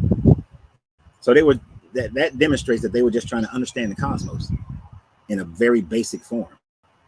So it's made up stories. The Egyptian stories are just made up stories of how the cosmos came into existence and how it still is in existence.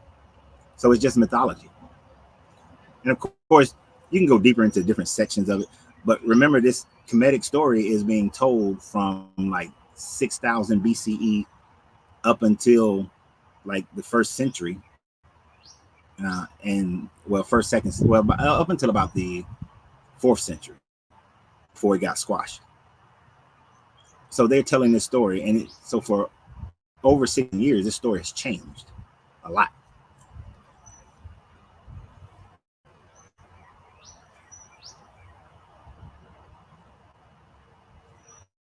I don't see the Egyptian story.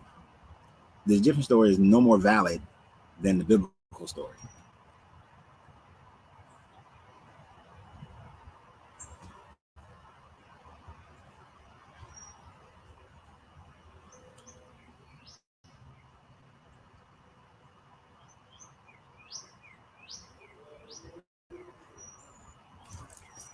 That was too close. That joke went like right there.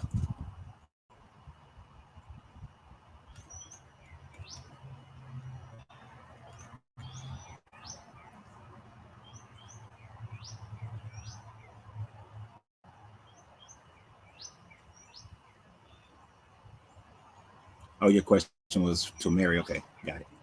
Yeah, I'll let you and Mary have that conversation, because I'm done. I don't talk to liars.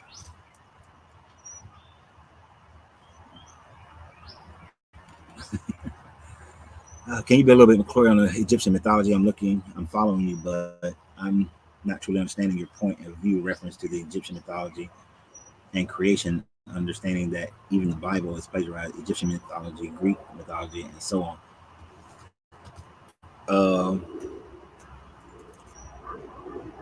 Well, basically, to put without all the extra that I said, basically out of the darkness, Ra was created by the Ogdo as a matter entity from the Ogdo. So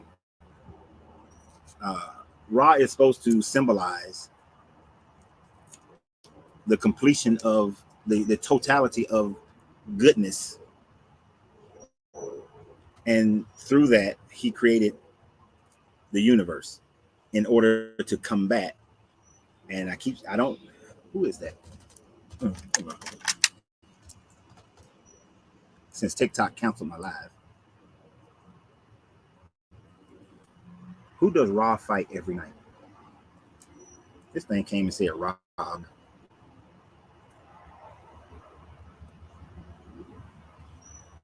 Apophis. Thank you. Apophis.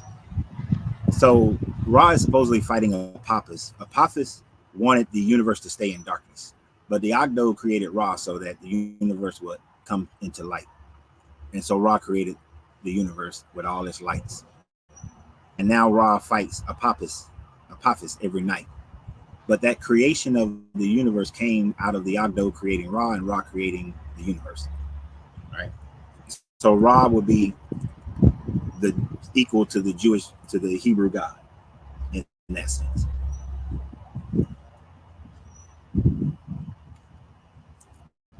That simplifies it.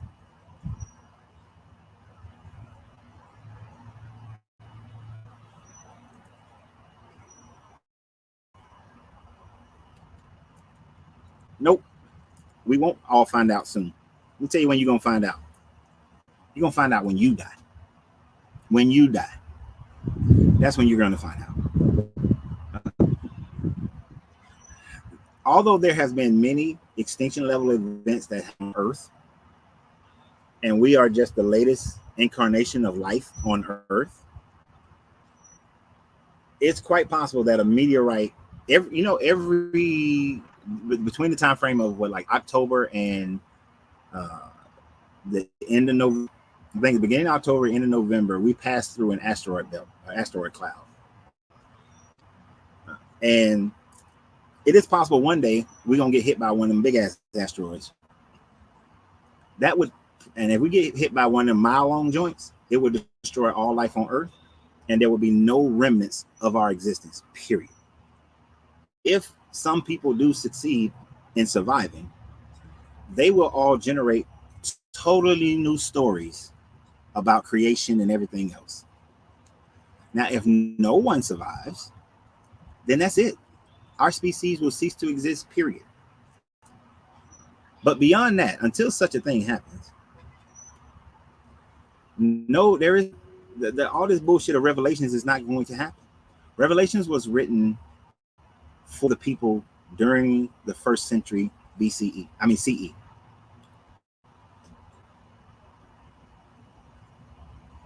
And you know what you're going to find out? You're going to find out that whatever you truly believed in is what will be. Because your consciousness is energy that will never cease to exist. So your consciousness, in its complexity, will develop your own afterlife. And unfortunately, most Christians don't think they're good enough, so most Christians are going to hell. They will manifest and create their own hell. Said all snaps the feds are watching. TikTok is just weird, man. Somebody complained on my TikTok while it was on, and it got age restricted, and then after a while, it got canceled because somebody complained, more than likely. James, I already answered that question, man. You know that Hermetic alchemy. You know what? Let me not get irritated by that. I get irritated by this question because I get asked this question almost every, and I have to realize that there are people who are just finding me today. And so that's a valid question. So your question is not invalid, James. So forgive me for that. Your question is not invalid. I am a Hermetic alchemist. I follow the natural laws of the universe, and that's it. I don't believe in any God that I should follow. There is no God that you should worship or follow. If a God requires worship, then that is not a God that is worth worshiping. Because anybody who requires that type of slavery is not a good God.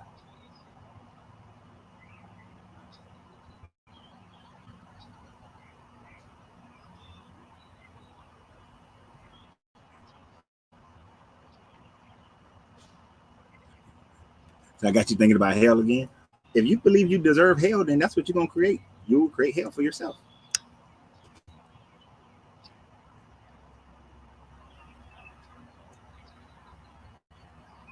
It's an unfortunate thing, but it's also a fortunate thing. This is why one of my favorite conversations that we had is when we went through the Tibetan, uh, the Tibetan samsara, because that was like that's one of the best renderings of how strong the mind is and what happens, what most likely happens when you die.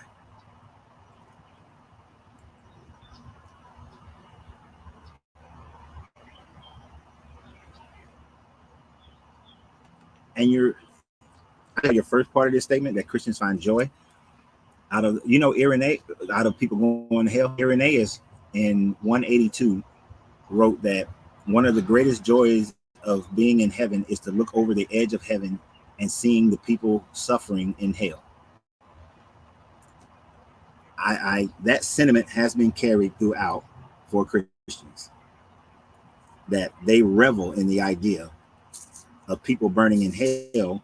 And if you think about it, it is out of selfishness that they would do so, because oh, I survived, I went to heaven, I was right, so therefore everybody else was wrong. Whew, thank you that I was right. Now I don't have to worry about if somebody else was right.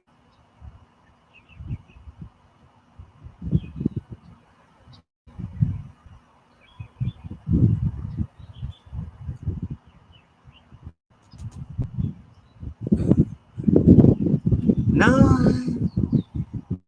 you might be in hell trauma, but I'm in heaven. And you gotta and think about this for me.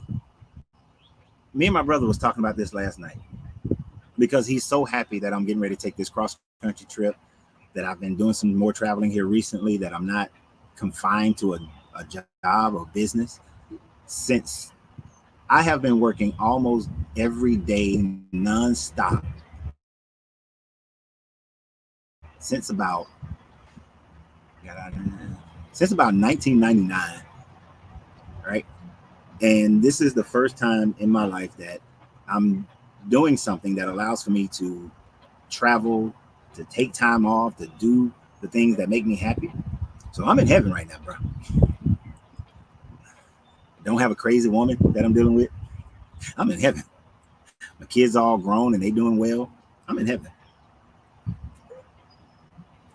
Don't have a whole bunch of crazy stuff going on with my extended family. This is heaven. Not living up north where it's cold. This is heaven. Wait till I move to Bali in a few years. Y'all gonna be mad. And then I move to Africa. Then I move to Crete. Then I move. Y'all gonna be mad then. Right. Life is exactly what you make it. Now, you're right. According to this book, Earth is hell.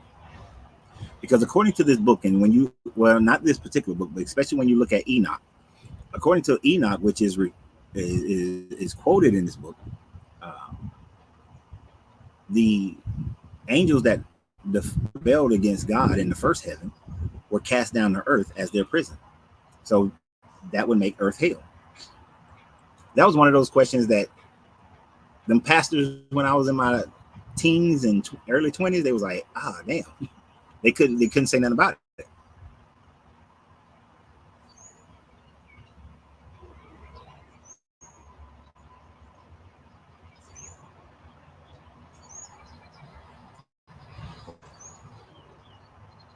Coach, can I get my crush and acid about your point of view?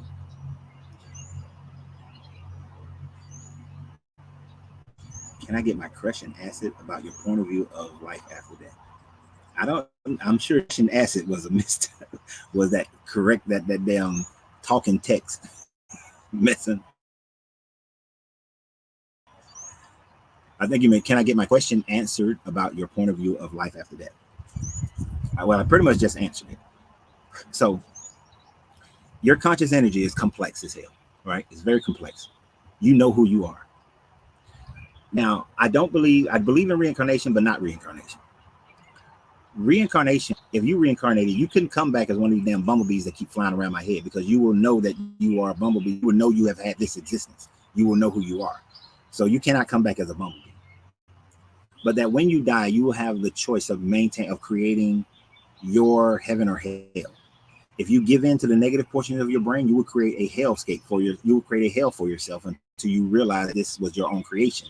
And then once you realize it's your own creation, you can escape it. Now, when you escape it, You will either come back to earth and try this shit again, or you will create and manifest a higher spiritual plane of existence. But if on this life, when you die, you have the higher vibration of consciousness to realize that you are manifesting whatever it is that your consciousness goes to next, you will manifest that heaven if you are of that higher consciousness. But you got to develop that now. And then you will manifest whatever higher spiritual plane of existence. I even think that those Christians who believe that heaven is this place where they worship this God all day, every day, all day, every day, all day, every day, that after a time of even being there, they will realize that this is hell. And this is not heaven that they thought that they were supposed to be in. They will then either come back here, try it again, or if their conscience is high enough in that state, they will manifest something that is truly a heaven for them. So life after death is basically whatever you truly believe and whatever you can consciously create.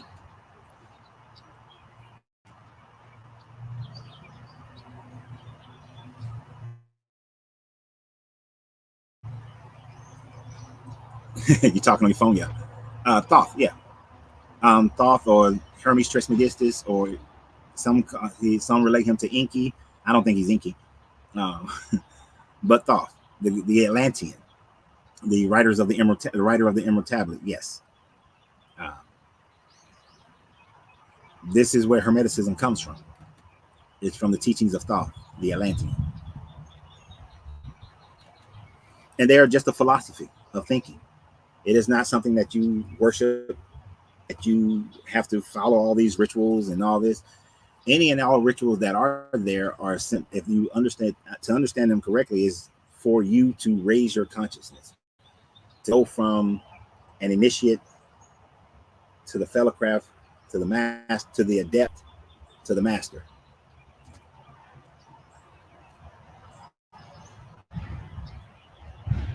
But it is not for you to worship anything.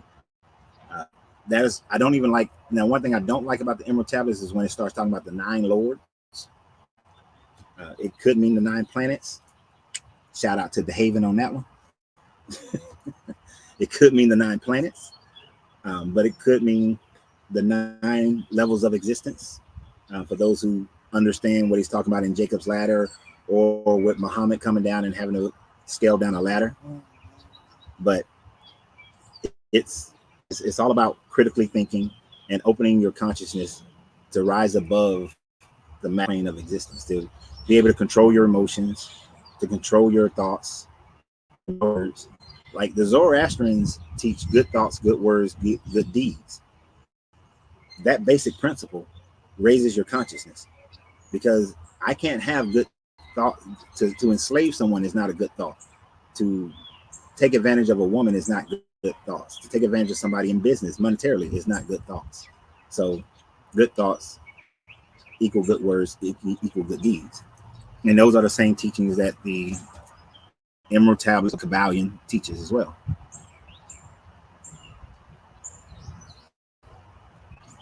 Right. And the Emerald Tablets to me was using intent to manifest. And you have to have intent, which is you have to master your mind. In order to have that intent, you have to master your mind, and you have to master your heart. And you have to understand how to utilize your base instinct, right? That instinct will tell you to go left or to go right, right? Somebody wrote something earlier. The person in Canada was talking about following yourself, that inside yourself, you know what's right and you know what's wrong. Even Deuteronomy, part of Deuteronomy we just read, said that this God will write these commandments on your heart, right? Now, those commandments, they suck. Most of them. All that loving this God, but to not steal, to not commit adultery, to not covet, those are things that should be written inside, are written inside you. Culture, who you raised by, your experiences, can mess all that up unless you raise your consciousness, rise above those things.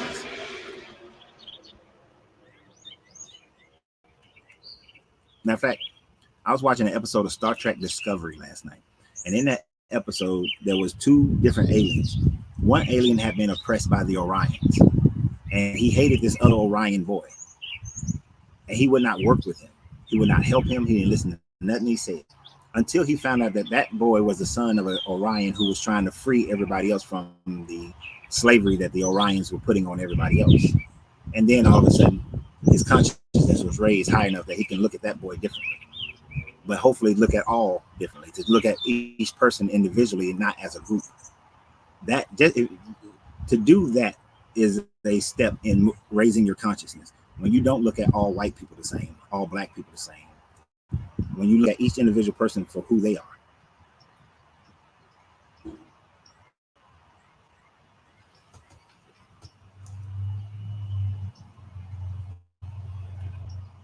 I would say that some parts of instinct is an evolutionary trait, because early man had feared the darkness, feared nighttime instinctively because of the creatures that hunted at night.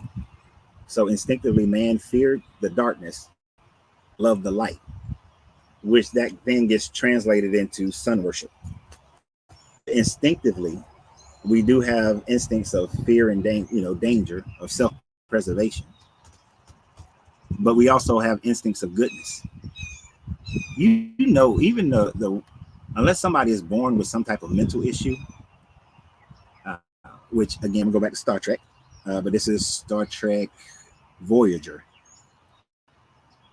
There was an episode in Star Trek Voyager where this guy had murdered these people, and the doctor wound up finding out that there was a portion of his brain that did not develop when he was in the womb that allows for a person to feel empathy. So this man murdered because he had no empathy for anybody, right? But once the doctor fixed that imbalance, he started feeling grief, and he felt, empathy for people, and it changed who he was as a person. So I like the way they did that, because it just demonstrates that when we are whole, it is not normal for us to murder, to steal, to do all those things, because we naturally know we wouldn't want those things done to us. So therefore, we shouldn't do it to other people.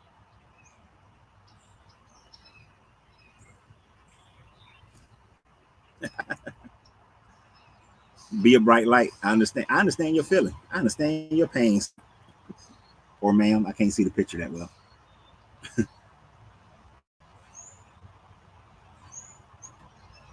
Yep, that's a magic word, instinct. It's something we all have. We all have it. But how many times do we, and when I'm working with someone, and I'll use the chakra systems as a base of working with people, your instinct is in your gut. This is why we use the term our gut feeling. How many times have your instincts told you to do something, but you either rationalize your way into doing the opposite, or you emotionalize your way into doing the opposite? Listening to your instinct should come first, right? And then it should be either supported by your intellect or supported by your emotions. Now, I'm not saying that your intellect and your emotions are always wrong as compared to your instincts, but your emotions and your intellect should guide you in the utilization of your instincts.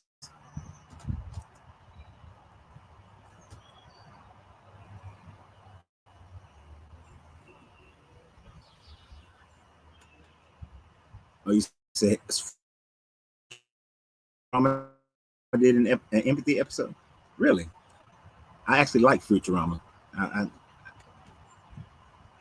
I don't remember that one.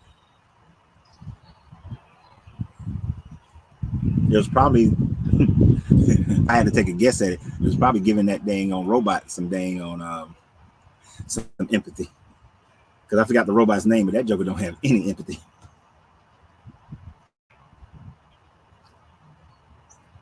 But yet he shows a lot of loyalty towards the people that he loves, without realizing that it's love.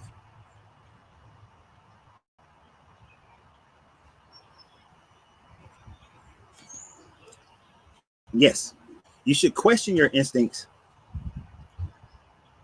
sometimes. So, I'll give you an example of not when I shouldn't have questioned my instincts. So I was in Cobb County, Georgia. My instincts told me to go home and make the left instead of making the right. I can go either way. Left was a little bit longer than going right. So I go right. So I went left. But my instincts that day was saying, go left, go left, go left. But my intellect said, no, the quickest way is to go right. So I'm going right. So I went right anyway. I get pulled over by a cop because he said the light that was on my tag was out. Yeah, Bender, thank you. The light on my tag was out. Oh, the professor had to go through empathy? Got it. So the light on my tag was out. He pulls me over. When he pulls me over, I'm driving my sister's car. What I did not know is that my sister didn't have insurance on her car. I don't know about where you live, but in the state of Georgia, if you're driving a car with no insurance, they tow the car and they put you in jail. So I had to go to jail. At the time frame, I'm the only person who's running my company. Right? Now, I had just got a letter from the child support, but I had fallen far enough behind where they said that, hey, you got to pay X amount of dollars, otherwise we're going to send you to jail. Well, since they sent me to jail, now I got to deal with the fact that my sister didn't have insurance, and I needed to come up with $3,600 to pay this child support payment. So I had to stay in there for 10 days until friends of mine could pay for, friends and family could pay the $3,600, even though I had it in my bank account because I had got the letter. I procrastinated and could have paid it that day, but I procrastinated. My instincts told me to pay it, but I didn't. And I was going to pay it the next day because I wanted to pay it and then let Saturday, have my Saturday work put money back into my account so that I wasn't completely broke. That delay, that turning left, that license plate, then not having a light, Cobb County's wanting to pull everybody over for every little thing cost me 10 days of business. So my business was closed for 10 days. So I lost a lot. I lost a lot more than the money I had to pay out. That's when I should have trusted my instincts. You see what I'm saying? So I should have trusted my instincts.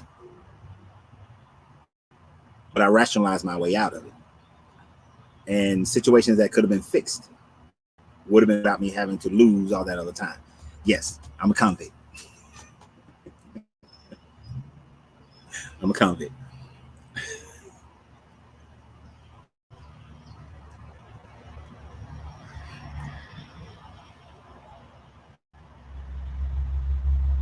Now, there was another time. Where I was getting ready to drive, getting ready to get in my car, go to work. Right. And this is like a couple of years later. Getting ready to go to work, go and open up my popcorn shop. Because I've learned the lessons about this child support thing, my instinct said, since I had moved, and I know I had missed 2 payments, it said, before you go anywhere, check your driver's license. So I went online, checked my driver's license, found out that child support had suspended my license. Then I went online, I made the 2 payments. I made the payments to get it caught up. They emailed me the letter. I sent the letter to the driver, so paid that, did everything online, got reinstated. Everything's fine, right? So now everything's good. I'm driving to work. I had to swerve around this car, and after I swerved around the car, I'm pissed because I wasn't controlling my emotions, and I yelled. I'm like yelling. But I come over this hill, and there was a cop waiting, pull me over. Thankfully, I had all that paperwork done. So he was like, well, he was going to take me to jail, but he said, nah, well, I see where you show me I showed him the emails and everything and the paperwork. And he was like, all right, you need to go and just print this out when you get to work and keep it in your car until give it about, because he said it'd take like 48 hours for it to update in their system. So listen to my instincts. Now, another time. And all these things kept leading up to me understanding how instincts work. And all these things were happening like, this is like 2014, 15, around that time frame. Right. Now, here's a time that I didn't go through my instincts. So my instincts told, it was a woman I was dating. I had known her for 7-8 years. Thought that I knew who she was. But then we started dating. And as we started dating, there were little red flags popping up. My instinct said, investigate these red flags. Pay attention to these red flags. But I've known her for 7-8 years. I know who she is. She's not this person. She's not that person. And so I rationalized what my instinct was telling me about these red flags. And so 8-9 months go by. We get engaged. 6-7 more months go by. We get married. And then 3 months after being married, all those red flags that my instincts was telling me, now they're in real time. They're bigger than they were then. And because, when you're dating, you're not with each other 24/7. It was, oh, she don't want me to drive at night because she's worried about my safety. Not realizing, no, she don't want me to drive Lyft at night because she want me in her presence at night because, what am I doing while I'm out there at night? She's trying to stay on the phone with me when I got people in the car with me driving Lyft. But I'm like, no, I gotta, not gonna stay on the phone and listen to everything that's going on. I'm rationalizing all these sorts of things, not seeing the controlling aspect of this person. It wasn't until after marriage I started seeing the controlling aspects. And so I didn't listen to I rationalized myself out of listening to my instincts. And that you can't do that. That's when you can supersede your instincts. So you should listen to them. You should listen to them all the time. Because I should have been questioning, well, why is my instinct? And that's what I mean by questioning your instincts.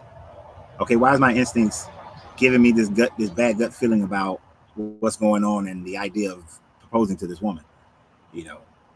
I should listen to this.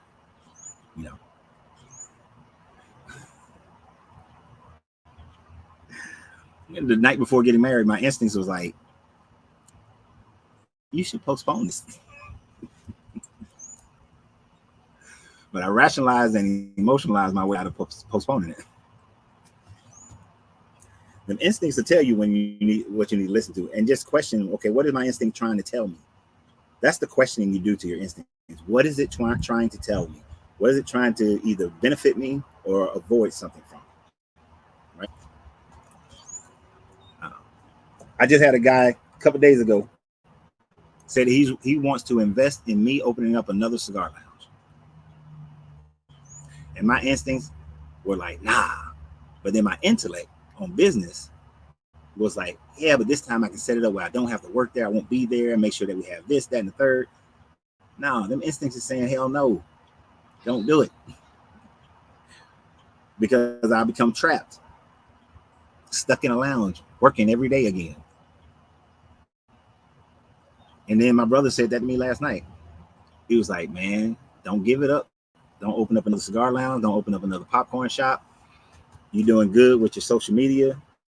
You're doing good with cigars. Just keep doing what you're doing. Don't fall for the trap.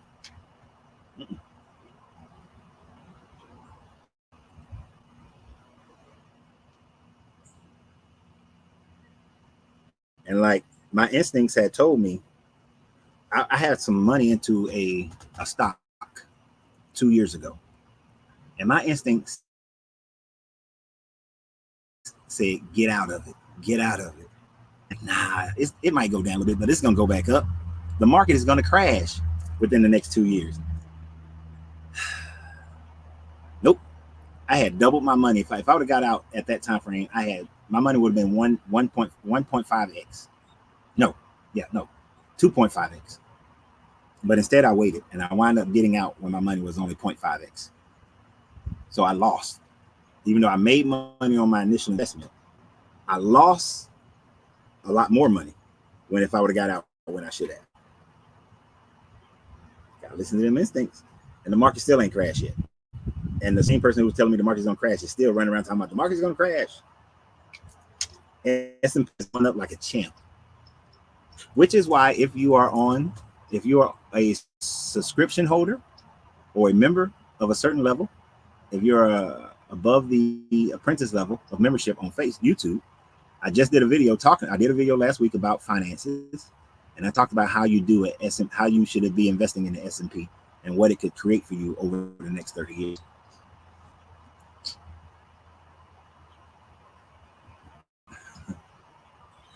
You wish your instincts had told you to invest in Bitcoin when it was at 3,000. Bruh, my instincts told me to invest in, I had like $20,000-$30,000. My instincts were telling me to invest in Bitcoin when Bitcoin was $1. Imagine if I had put that $10,000 into Bitcoin when it was $1. I'd be doing this live from a yacht in the Caribbean. Got to. I can't tell y'all everything that I said about finances, because that would invalidate the people who are subscription holders and members. But I'm telling you, even at, no matter how old you are, there's a way for you to secure your financial future. And it has nothing to do with no bullshit multi-level marketing schemes. And they are schemes. If you're in the multi-level marketing, sorry, it's a scheme. Only about 1% of the people who ever get involved in those things actually make money. I've only known a few people who have made money in an MLM, and they were the ones who got into it when it first started. And they had certain abilities about them to sell. If you can't sell to people outside your family, you don't need to do it. If you ain't getting in it when it first started, you don't need to do it. But at the end of the day, it's pretty much a damn pyramid scheme. You can make better money by going on Alibaba, finding you some products, and then selling them through Alibaba. I think I told y'all some years ago, you remember when Black Panther came out? I bought a whole bunch of bees that looked like the Dora Milaje, the Golden Jaguar, and the Black Panther. I spent $2,000 on those bees, and I made $14,000 in 3 months. So you can do better by going to Alibaba, buying stuff, and then selling it to people. You can do better by providing a service. But most people don't know how to build a business, and they're not willing to give the time it takes.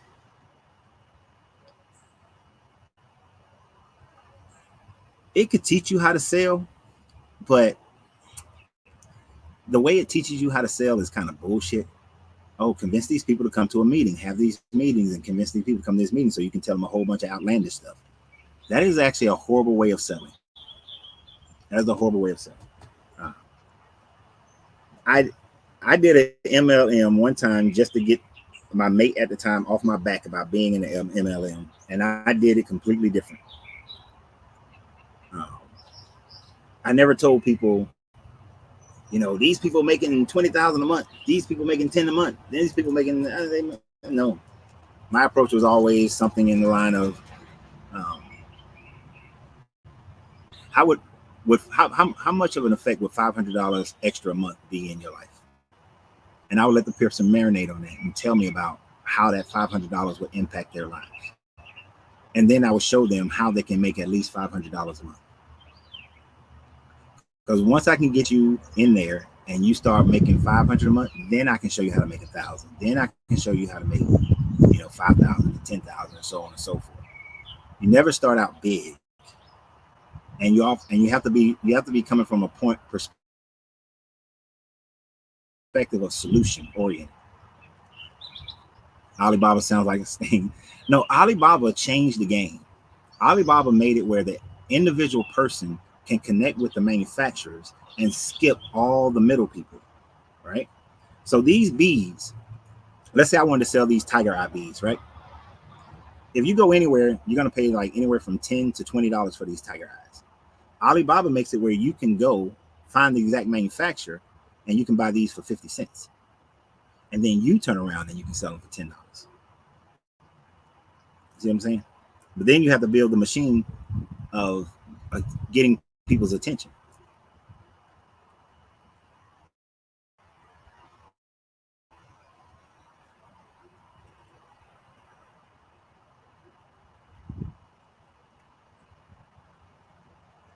I'm not messing with you, trauma. I'm talking about sativa. But yes, most businesses do fail on startup. They do. And most of that is because they're undercapitalized or the person don't know what the hell they're doing. And usually it's a combination of both.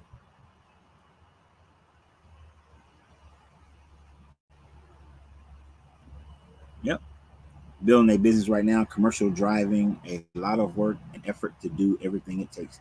It does. It takes a tremendous amount. You got to put in so much energy in the beginning.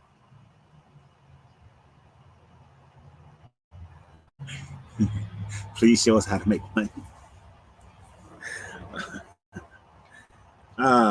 Well, Lisa, like I was just explaining, like there was a young lady that I was coaching some years ago. And what I showed her is that for her love of the singing bowls, of how to go to Alibaba, buy the singing bowls, and then she created a website and a social media sites. And I showed her what she needed to do in order to get the audience to be able to sell those singing bowls too, to make herself viable for people to buy it from. It's hard to just generally show people how to make money. It depends on how you want to make your money.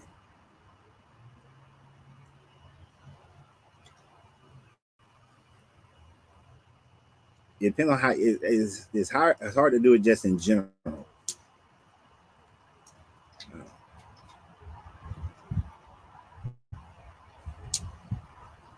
Yeah, you do have to build a team, but before you build a team, you are the team. You are everything. So give me an example of how you want to make money, Lisa. Now we're going into something different. Give me an example of how you want to make money. Oh, you said diving, not driving. My bad. Where do you live, Drew? Where do you live? So, Lisa, if you can make money doing anything, what would it be? Give me that example. We're going to go through this exercise. Now, usually this is reserved for people who are on the subscriptions and the memberships. If you was a subscription holder or member, then that'd be different. But we're gonna play this one. All right, you're in Hudson, Florida. That's good. So you're coast. I'm guessing that's somewhere on the coast.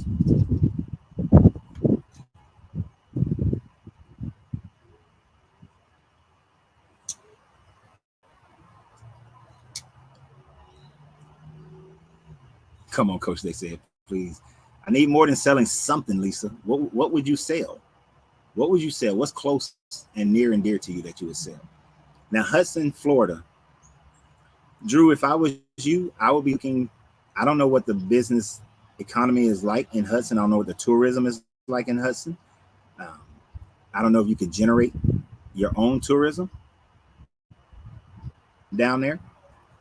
I would consider moving to Puerto Rico or one of the Caribbean islands, Bahamas, but you're going to find more competition down there unless Hudson, Florida is near Clearwater. So unless you're taking people out into the Gulf. So now you have to make it. So Drew, you have to make yourself differentiate from everybody else who's doing scuba diving tours, right? Like if you can find something specific that other tourists don't take their people to dive in and see. The Caribbean is easy because people, they don't even need a lot, just a little reef here, reef there, these animals, those animals. But if you can find something special, like off the coast of Antalya, Turkey, there's a sunken fort. To take people to something special that separates you from everybody else. Oh, you're doing underwater work. Oh. Well, in that case, what you got to do is try to get the contracts and then sub those contracts out to other underwater welders. So that will be the pathway I'll start leading you into, is like let's figure out how to get yourself, let's take advantage of everything we can take advantage of so that you can get preferential treatment. Like if you're a veteran, you're disabled, if you have a wife, put that business in your wife's name so it can be considered a minority business. And then try to get government contracts and other contracts or subcontracts from bigger companies, and then sub those contracts out.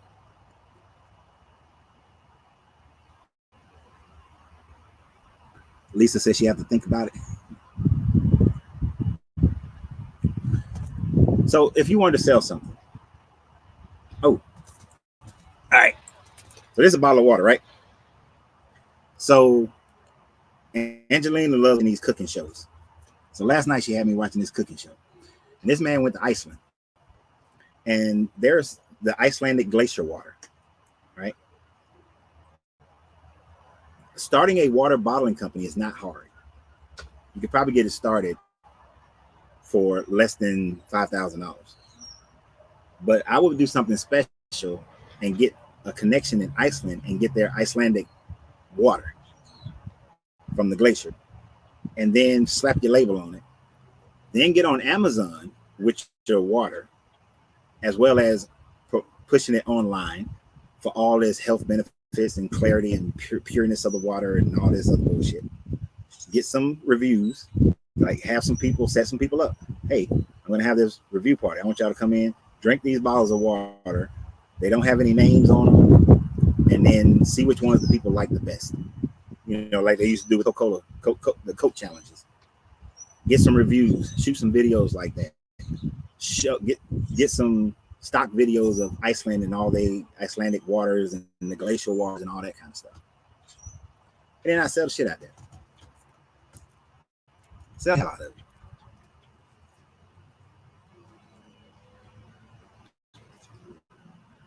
Who said take them to the Titanic?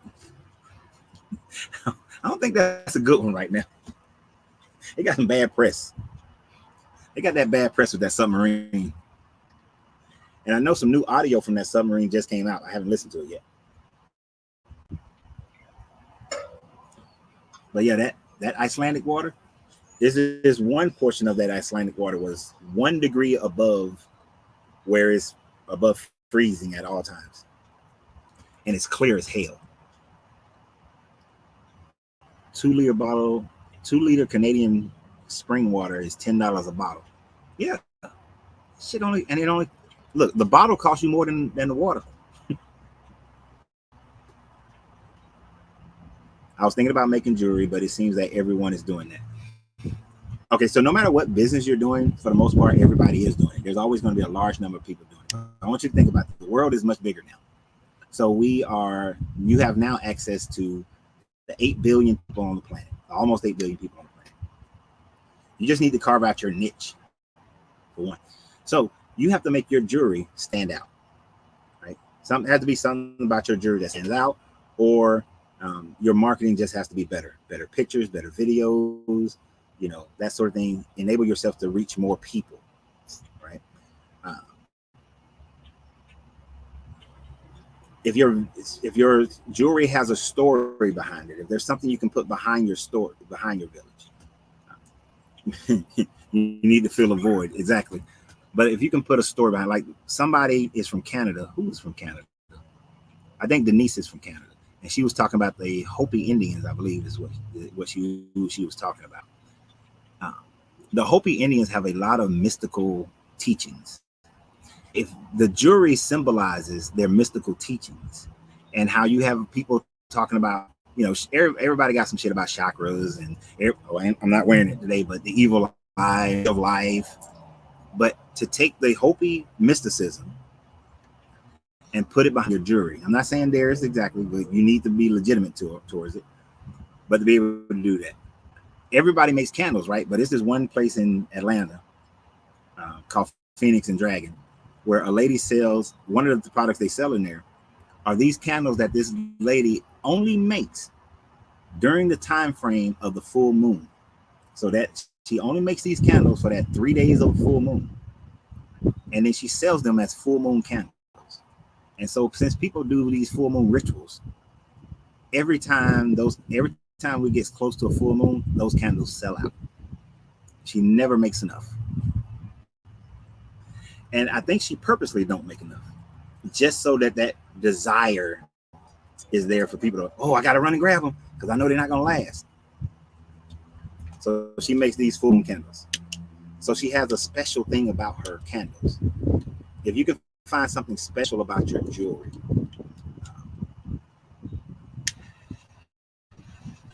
make some Olmec jewelry or some. Since many people are liking inky right now, learn about the Sumerians and look at their pictographs and figure out a way to make some Sumerian jewelry saying inky and all this stuff. Look, people buy it. Yeah, see, right there. Look at Nikki. Nikki is talking about she loved the idea of full moon jewelry, of full moon candles. Look.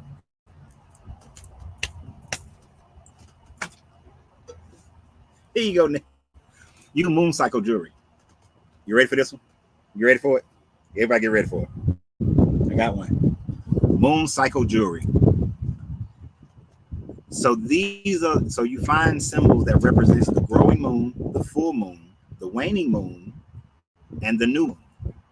And during each portions of those cycles, you make certain jewelry that fits the iconography of those cycles.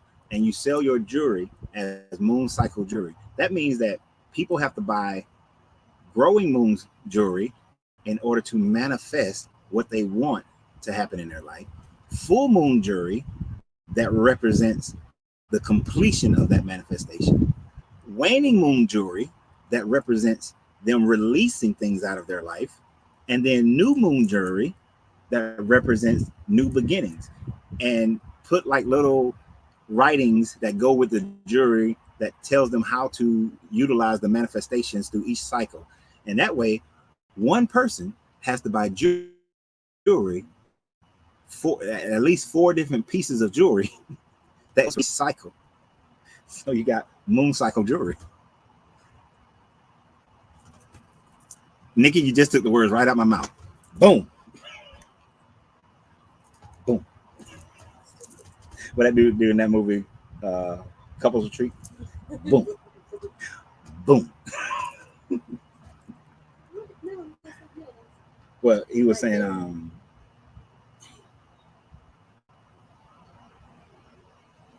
he was saying something like enthusiasm or something like that. Something like that he was saying also. Encouragement.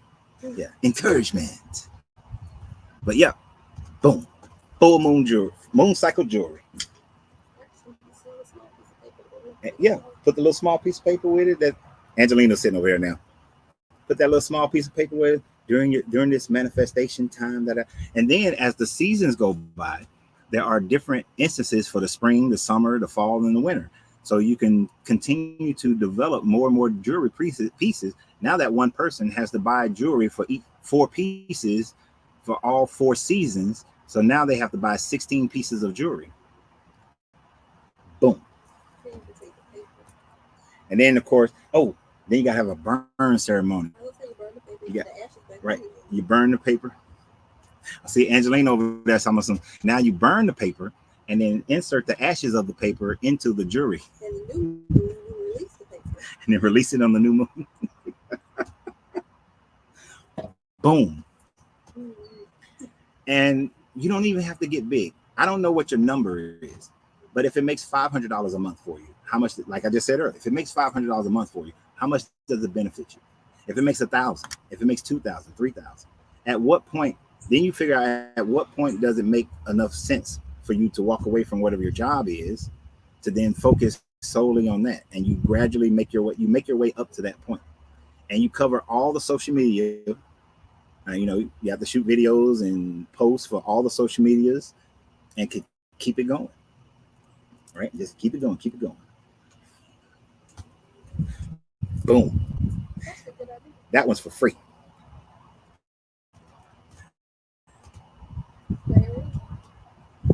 Nikki. Look, you gotta be quick with this stuff. Look what Nikki said. She's stealing the writing full moon rituals. based on moon cycles. And don't forget the different seasons. And then the different moons. You got harvest moons. You got all these other different types of moons. So you can write stuff. And then you got the look, even if I don't believe in things like Mars is in retrograde and all this kind of stuff, it's impossible for a planetary planet to be in retrograde. That makes absolutely no sense at all, right? It's just an optical illusion in the sky. But people believe it. People believe it. So this is a Mars in retrograde cycle, and you can even make for that, for the different. Oh, you know how many people of all religions get caught up into astrology? You could be making jewelry for all these astronomical events, which makes that person buy more and more and more. So it's the repeat customer, the repeat customer, repeat customer, and then new customer, new customer. And I'll do shit like whenever, I'll tell them if your birth chart says that your house that deals with money, that Mars was in that house, then you are to go to war with your money. And this is the time frame for you to go to war with your money. This is the jewelry that's going to help you. This is the ritual that's going to help you. And keep this and wear this jewelry. Focus on it every day during this month, and it's going to help you develop that mind to go to war with your money and save. And then when that joker saved that money, and all of a sudden a year goes by and they done saved like $4,000, $10,000, they're gonna be like, it worked. And then they're gonna be telling other people, it worked. When at the end of the day, it was all just them developing in their mind the discipline to do something. Because that's all any symbol really means is developing the mental ability and discipline to be able to accomplish something that you can't accomplish.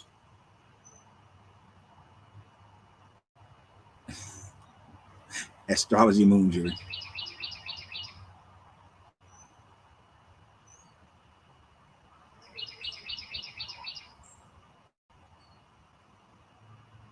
Oh, what am I saying? So, Coach, what else besides instincts do you think we humans have?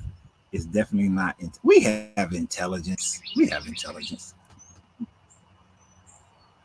But on the real, we have a natural connection to the earth and the universe. We have a natural vibration, and that vibration has been thrown off, and we've forgotten about it. How to be in unity with nature.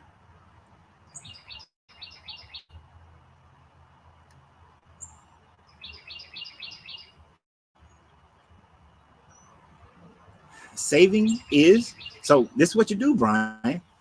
You get them that jewelry for saving, and then you give them the jewelry for investing, and where they're investing. I think if for those who are on the, I'm gonna give a little bit. My son is currently putting $400 a month in the S. In 30 years, that $400 a month investment in S&P will equal over $828,000. So you have the investing jewelry during your year of investing, and to begin that habit. Yep, it's creating magic, because that's all magic is. Magic is creating a situation where your basic instincts and knowledge develop into a discipline, and you achieve shit, whatever it is you want to achieve, whether it's spirituality, whether it's relationships, money, health, whatever it is, you'll develop it.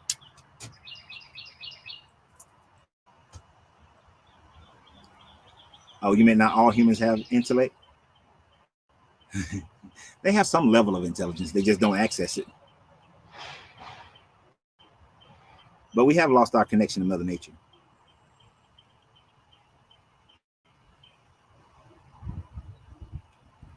This is the part that does irritate me, Greg.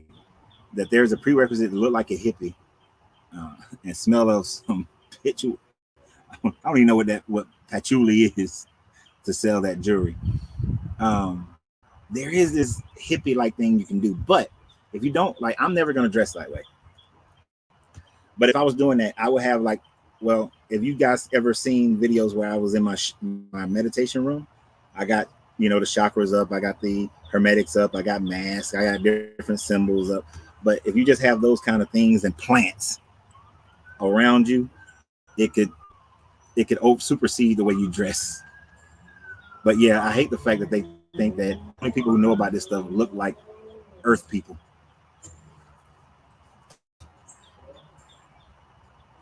Yeah, that fake boho.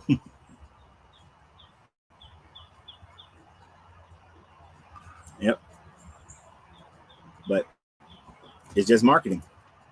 It's all marketing. And there's a difference between marketing and advertising.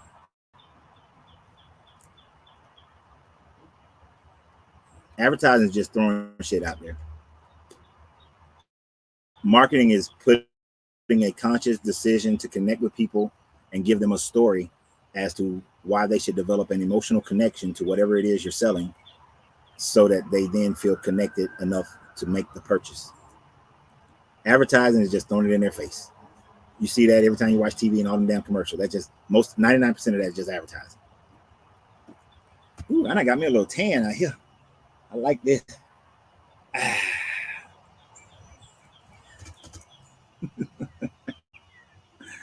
Oh my gosh. What time is it? Let me check. I gotta keep track of my time, y'all. Okay. It's 2:49. Y'all know I quit at 3. At 3 we stop. I don't care.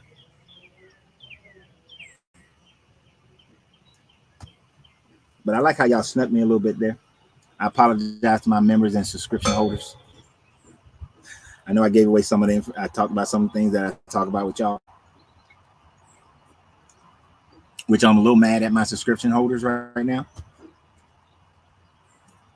because the onboarding, no one has came back and told me they did the onboarding process. I know it means that you have to look deep within yourself, that you have to deal with a lot of the traumas that you've dealt with over life.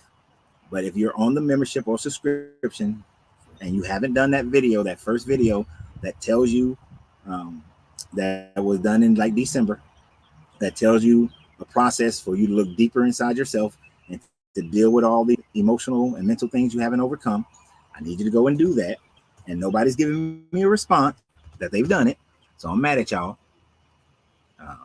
because you're never going to see your greatness unless you uncover and dig deep into all those things, whether big or minor, that you had to deal with in your past.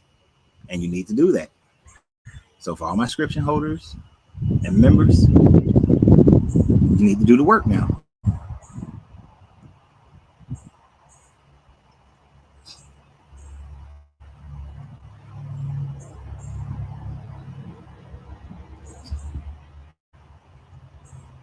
What do you mean by this one, Velvet? According to that God of the Bible killed Jesus.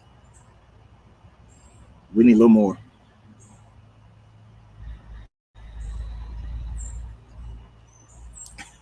When you make money, you'll send stars.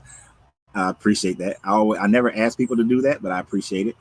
I try to make sure I go back and thank people every time they do a star. Sharing the videos is a big thing. So if y'all don't mind sharing videos, I greatly appreciate that.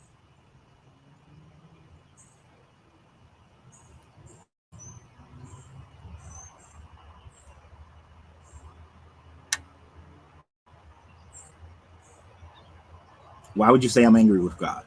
I love how Christians always say it. And it's fun. I just did 2 videos about this over the last 2 days. What makes you think I'm angry with your God? How can I be angry with something that doesn't exist? I'm not angry with your God at all. That's another one of those Christian cop-out statements. So, and let me explain why y'all make that statement, so maybe you'll understand it better. Who wrote that? Michelle. I'm not angry with your God. But y'all like to say that because if you can look at a person and say, well, the reason why they were in Christianity, but now they're out of Christianity is because they became angry with God, when it's really just man that they should be angry with, because man is not living according to this God, then that gives you the excuse to not have to look at any of the information that I provide and just chop it up to me having some emotional response. I have never been angry with your God. I never will be, because your God does not exist. So therefore, there is nothing to be angry at. But that's just a cop-out excuse. There has been nothing in my demeanor that suggests that I am angry with your God. And how is disagreement equal to anger? Just because somebody, if you come on here, you're disagreeing with me. I called you Michelle, but that says Michael. Sorry, my apologies. Um, how can I be you disagreeing with me? Does that mean that you're angry with? Does that mean that I'm angry with you, or are we just in disagreement? Where is the anger? And to quote Stephen Biko when he was on trial, uh, he said something to the effect that you and I are currently engaged in disagreement, but I see no bloodshed here. So being in disagreement, being in conflict with somebody does not mean bloodshed, does not mean angry, does not mean all those things. It's just your excuses.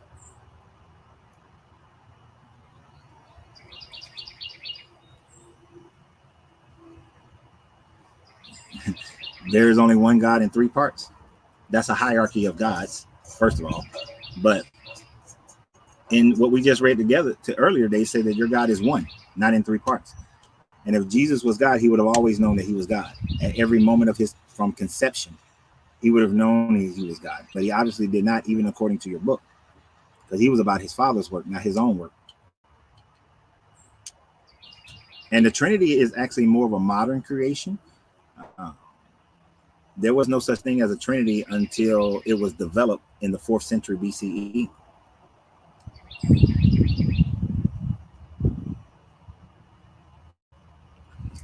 And from my perspective, if a God is God, then that God would have to always be God. That means it can never separate itself. It can never be added to or taken away from.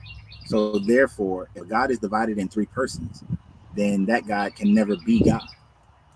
Because the all can never not know it's the all, and it can never not be anything more or less than the all. It has to always be the all.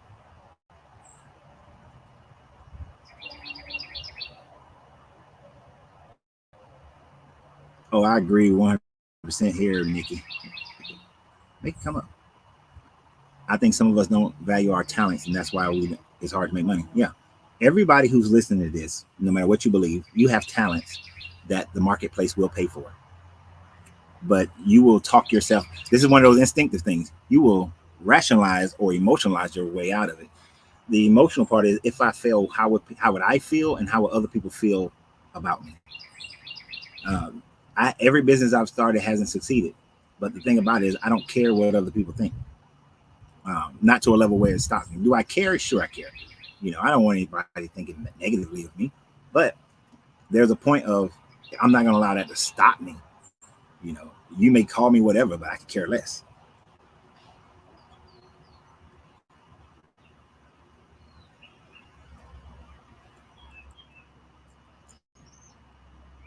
I'm wiser than the Bible God. Yes, I am. I'm wiser than the Bible God. Very much so. We're very much more wiser than your Bible God. If I was commanding the world of how it's supposed to exist today, then there would be no war, there would be no privation, there would be equal rights for all people. Slavery would never have been authorized or given about it. Women would always have had equal standing with men. Yes, I'm much wiser. I would never have allowed for genocides. I'm much wiser than your God. Very much so.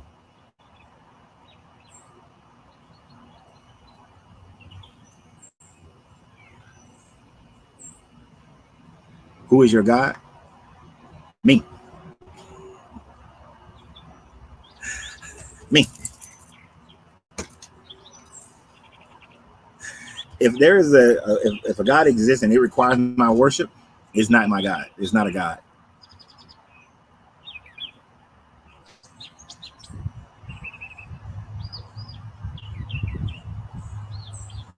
Yes, middle. I do believe that there is. See, well, let me put it succinctly. Afterlife is a term that we just commonly use. There is no before life or afterlife. There is just life, and life transmutes from one existence to the next existence to the next existence. So because we think of things in linear time, that's why the term afterlife is used. But there really is no such thing as afterlife. It is just life. So what my consciousness, how my consciousness exists right now is not how it existed in my linear past, and it's not how it's going to exist in my linear future. But if we just think about taking how we see time as linear and life as linear out of the equation, then life just exists and transmute from one form to the next form to the next form. So not an afterlife of heaven, hell, and all that bullshit.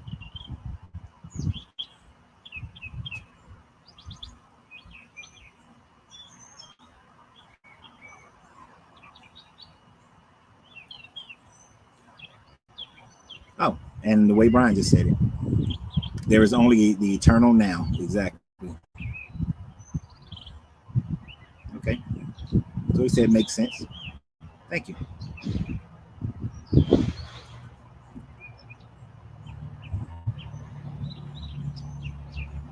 Nah, man, I could create some moon jury. Understand that I think that all this astrology stuff, the way they put meaning to it, is a bunch of BS. To be honest, the the placement of the moon and all that stuff had absolutely nothing to do with who I am.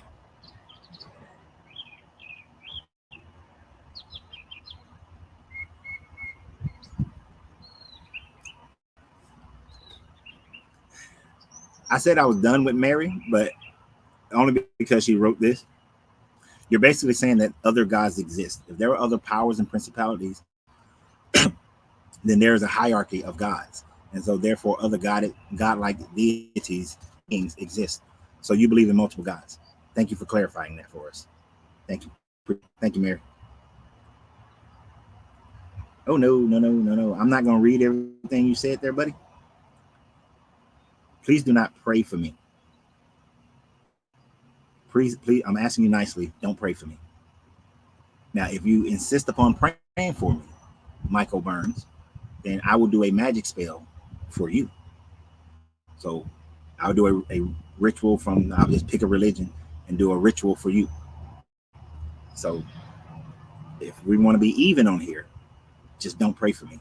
I don't need your energy. So I'm asking you nicely.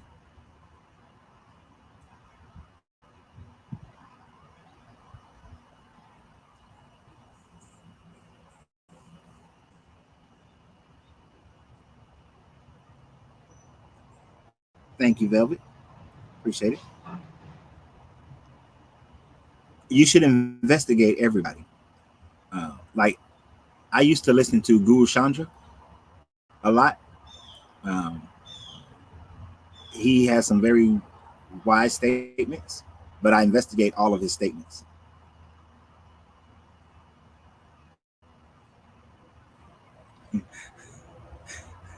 I like this. Nikki is on it today. A return to sender spell. Exactly. Are you sinless? Yes, I am.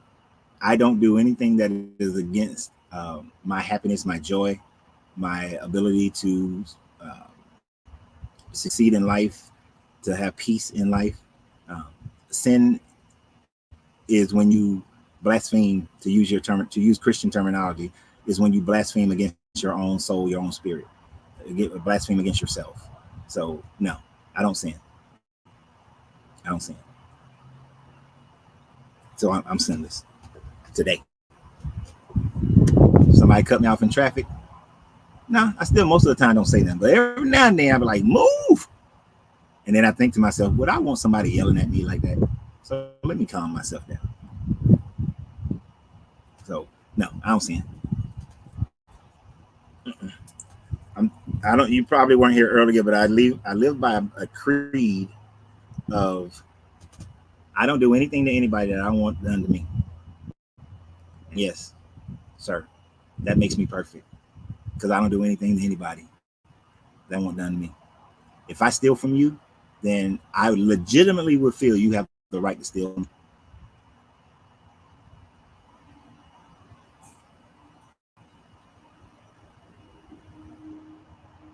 And this is a whole nother thing about prayer. People are so selfish within their own religions that they don't realize that their prayers is energy that could get in the way of what that person is praying for. It's like a Muslim is praying to be a better Muslim, but yet you're praying for them to be a Christian. You're conflicting with their prayers, and they didn't ask you for it.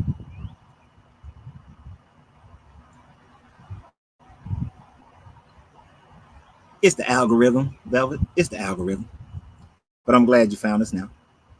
Yeah, and Christians do many rituals. All their prayer is a ritual. Their prayer is a ritual. Their sacraments are rituals. All these things are rituals. But people will say, since it's a ritual to my God, then it's okay. But if somebody does a ritual to their God, then they're devil worshiping. It's witchcraft and all that stuff. But I'm gonna go back to this statement. Am I perfect? No, I'm not perfect. Of course I'm not perfect. Nobody's perfect. But then how would you define perfection? Right? So relative to how you define perfection, I can't really give an answer. If you were to ask me, do I commit crimes against? Do I commit crimes within the nation that I'm living in? Do I treat people properly? Do I treat myself in a way that I wouldn't want other people to treat themselves? Then yeah, I'm perfect, right? But then if you define perfection in a different way, then I may not be perfect. So relative to how you define perfection will determine if a person is perfect. Now, this is where he got me, y'all. Oh, I want to say your name right. Tawana. I think the N is silent. Tawana. If I'm saying it wrong, please forgive me. But have you ever lied? Got me, right? Of course I've lied. But his question was, am I perfect? Meaning in the now. Do I lie now? No. Have I lied in the past? Yes. I got caught in a lie when I was in the 6th or 7th grade. And that lie was so traumatic to me back then that I have not lied since. The embarrassment that I felt being caught in that lie was like, okay, it's not going to work. So, have I lied? Yes. Do I lie now? No. But the question was, am I perfect, meaning in the now? And then I just explained all of that.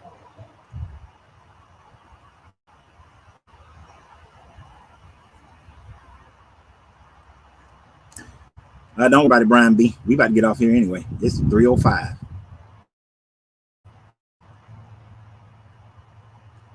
And my cigar is gone.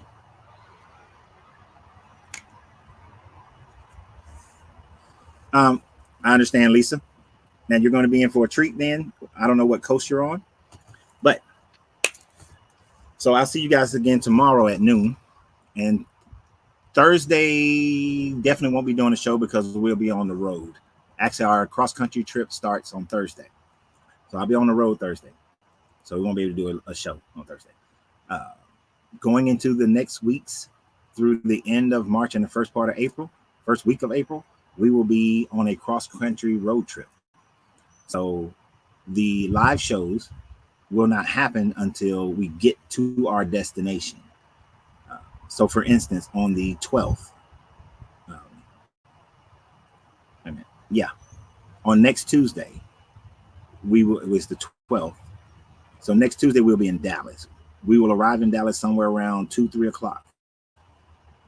Depending on how quickly we can get checked into the hotel and everything.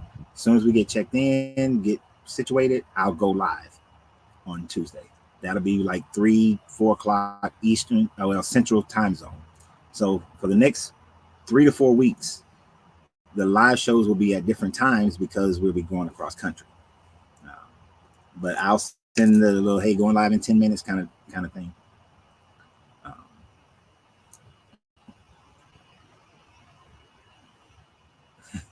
And then so that you'll be able to see the shows that way. No. So let me ask you a question before I get off here.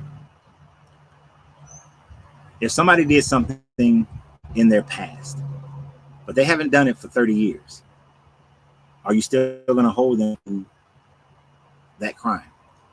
Or if they've shown that they haven't done since then, are you still holding them to that crime? if somebody stole from you 30 years ago and they haven't stolen anything in the last 30 years, are you still holding them to that crime? Or do you forgive them? They've demonstrated that they have not done it since then, so that's not part of who they are anymore. Do you give them the benefit of the fact that people can change who they are and become something that they weren't in the past? Or are you the type of person that's going to always hold them to whatever they did in the past? So that's why your statement doesn't work. Because like I said, I had told this one lie all the way up from 4th grade, and then got caught in the lie around 7th grade, and then I was so embarrassed I never lied again. So, and like I said, if I'm pronouncing your name wrong, forgive me. Twana.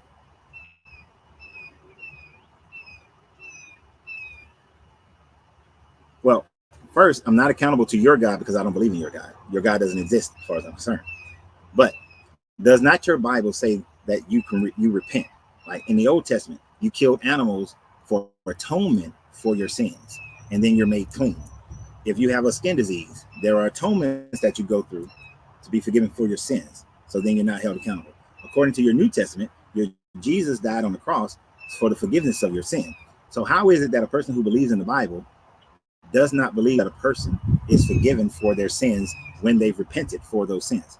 Doesn't that make you counterfeit to your Bible? If you still believe in that, if you believe that a person is still held accountable, that negates your whole, then what's the point? What's the point? If you're still held accountable for it. And that would also make man wiser than your God. Theoretically, our penitentiary system was designed for people to gain forgiveness of the civilian population.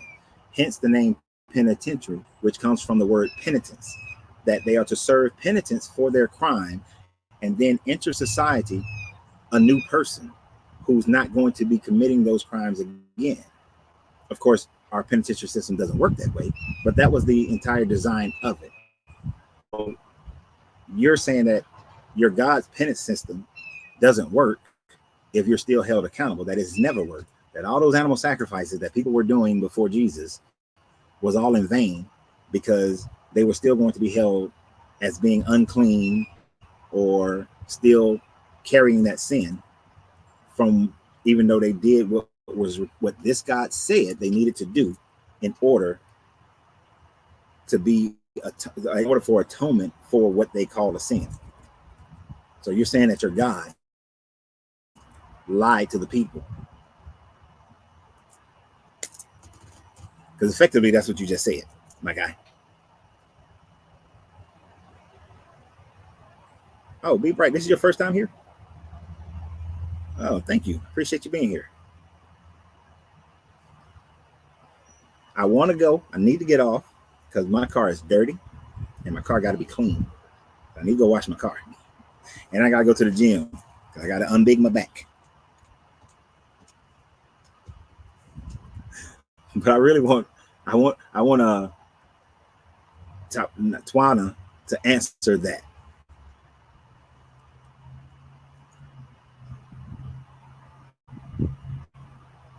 Okay, Michael, but you stole a car. Even if it's 30 years old, that crime is still a crime. But if you serve penance, are you still held accountable for that crime? All right, Greg, appreciate you. So I stole a car. I go to jail. I make restitution to the family.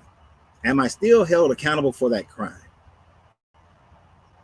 According to your God, should I still be held accountable for it?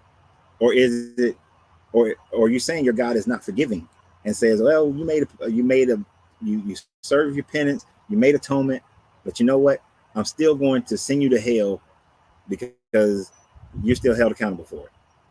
You see, this is the slave mentality that is perpetuated by religions, is to make it where it doesn't matter if you've changed who you are, you still are a filthy rag, as they like to say. You're still unworthy.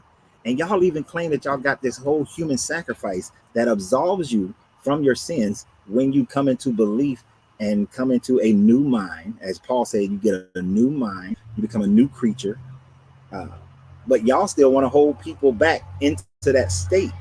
That's the slavery of this religion, is that it holds people in that state. It's kind of like how my family, sometimes they forget that I am the same person that I was when I was 16 years old, that I am a vastly different person. Just like your body, every cell in your body is renewed between 3 and 7 years. You are a whole new person from who you were 7 years ago. Every cell in your body is brand new. All those cells are dead and decayed and gone. You're a whole new person. But you want to hold somebody to the old person that they were. You see what I'm saying? That's illogical. That doesn't make sense. That's not a good God. I'm losing my sunlight. That is not a good God. You see how that teaching is reprehensible to society, to growth, to development? It's kind of like I've made some statements about historical facts that were historically facts 12 years ago, but we found new information in new places. We found new information, and so I came back and I corrected those facts. Are you still going to hold me accountable for something I said 12 years ago that I've come back and now corrected? That's dumb.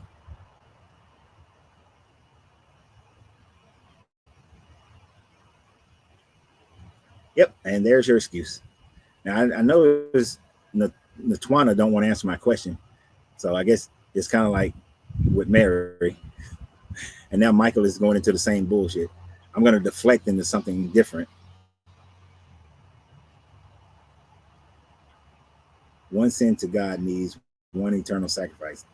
It's not how you think. Come on, man. You not went into the realm of the bullshit.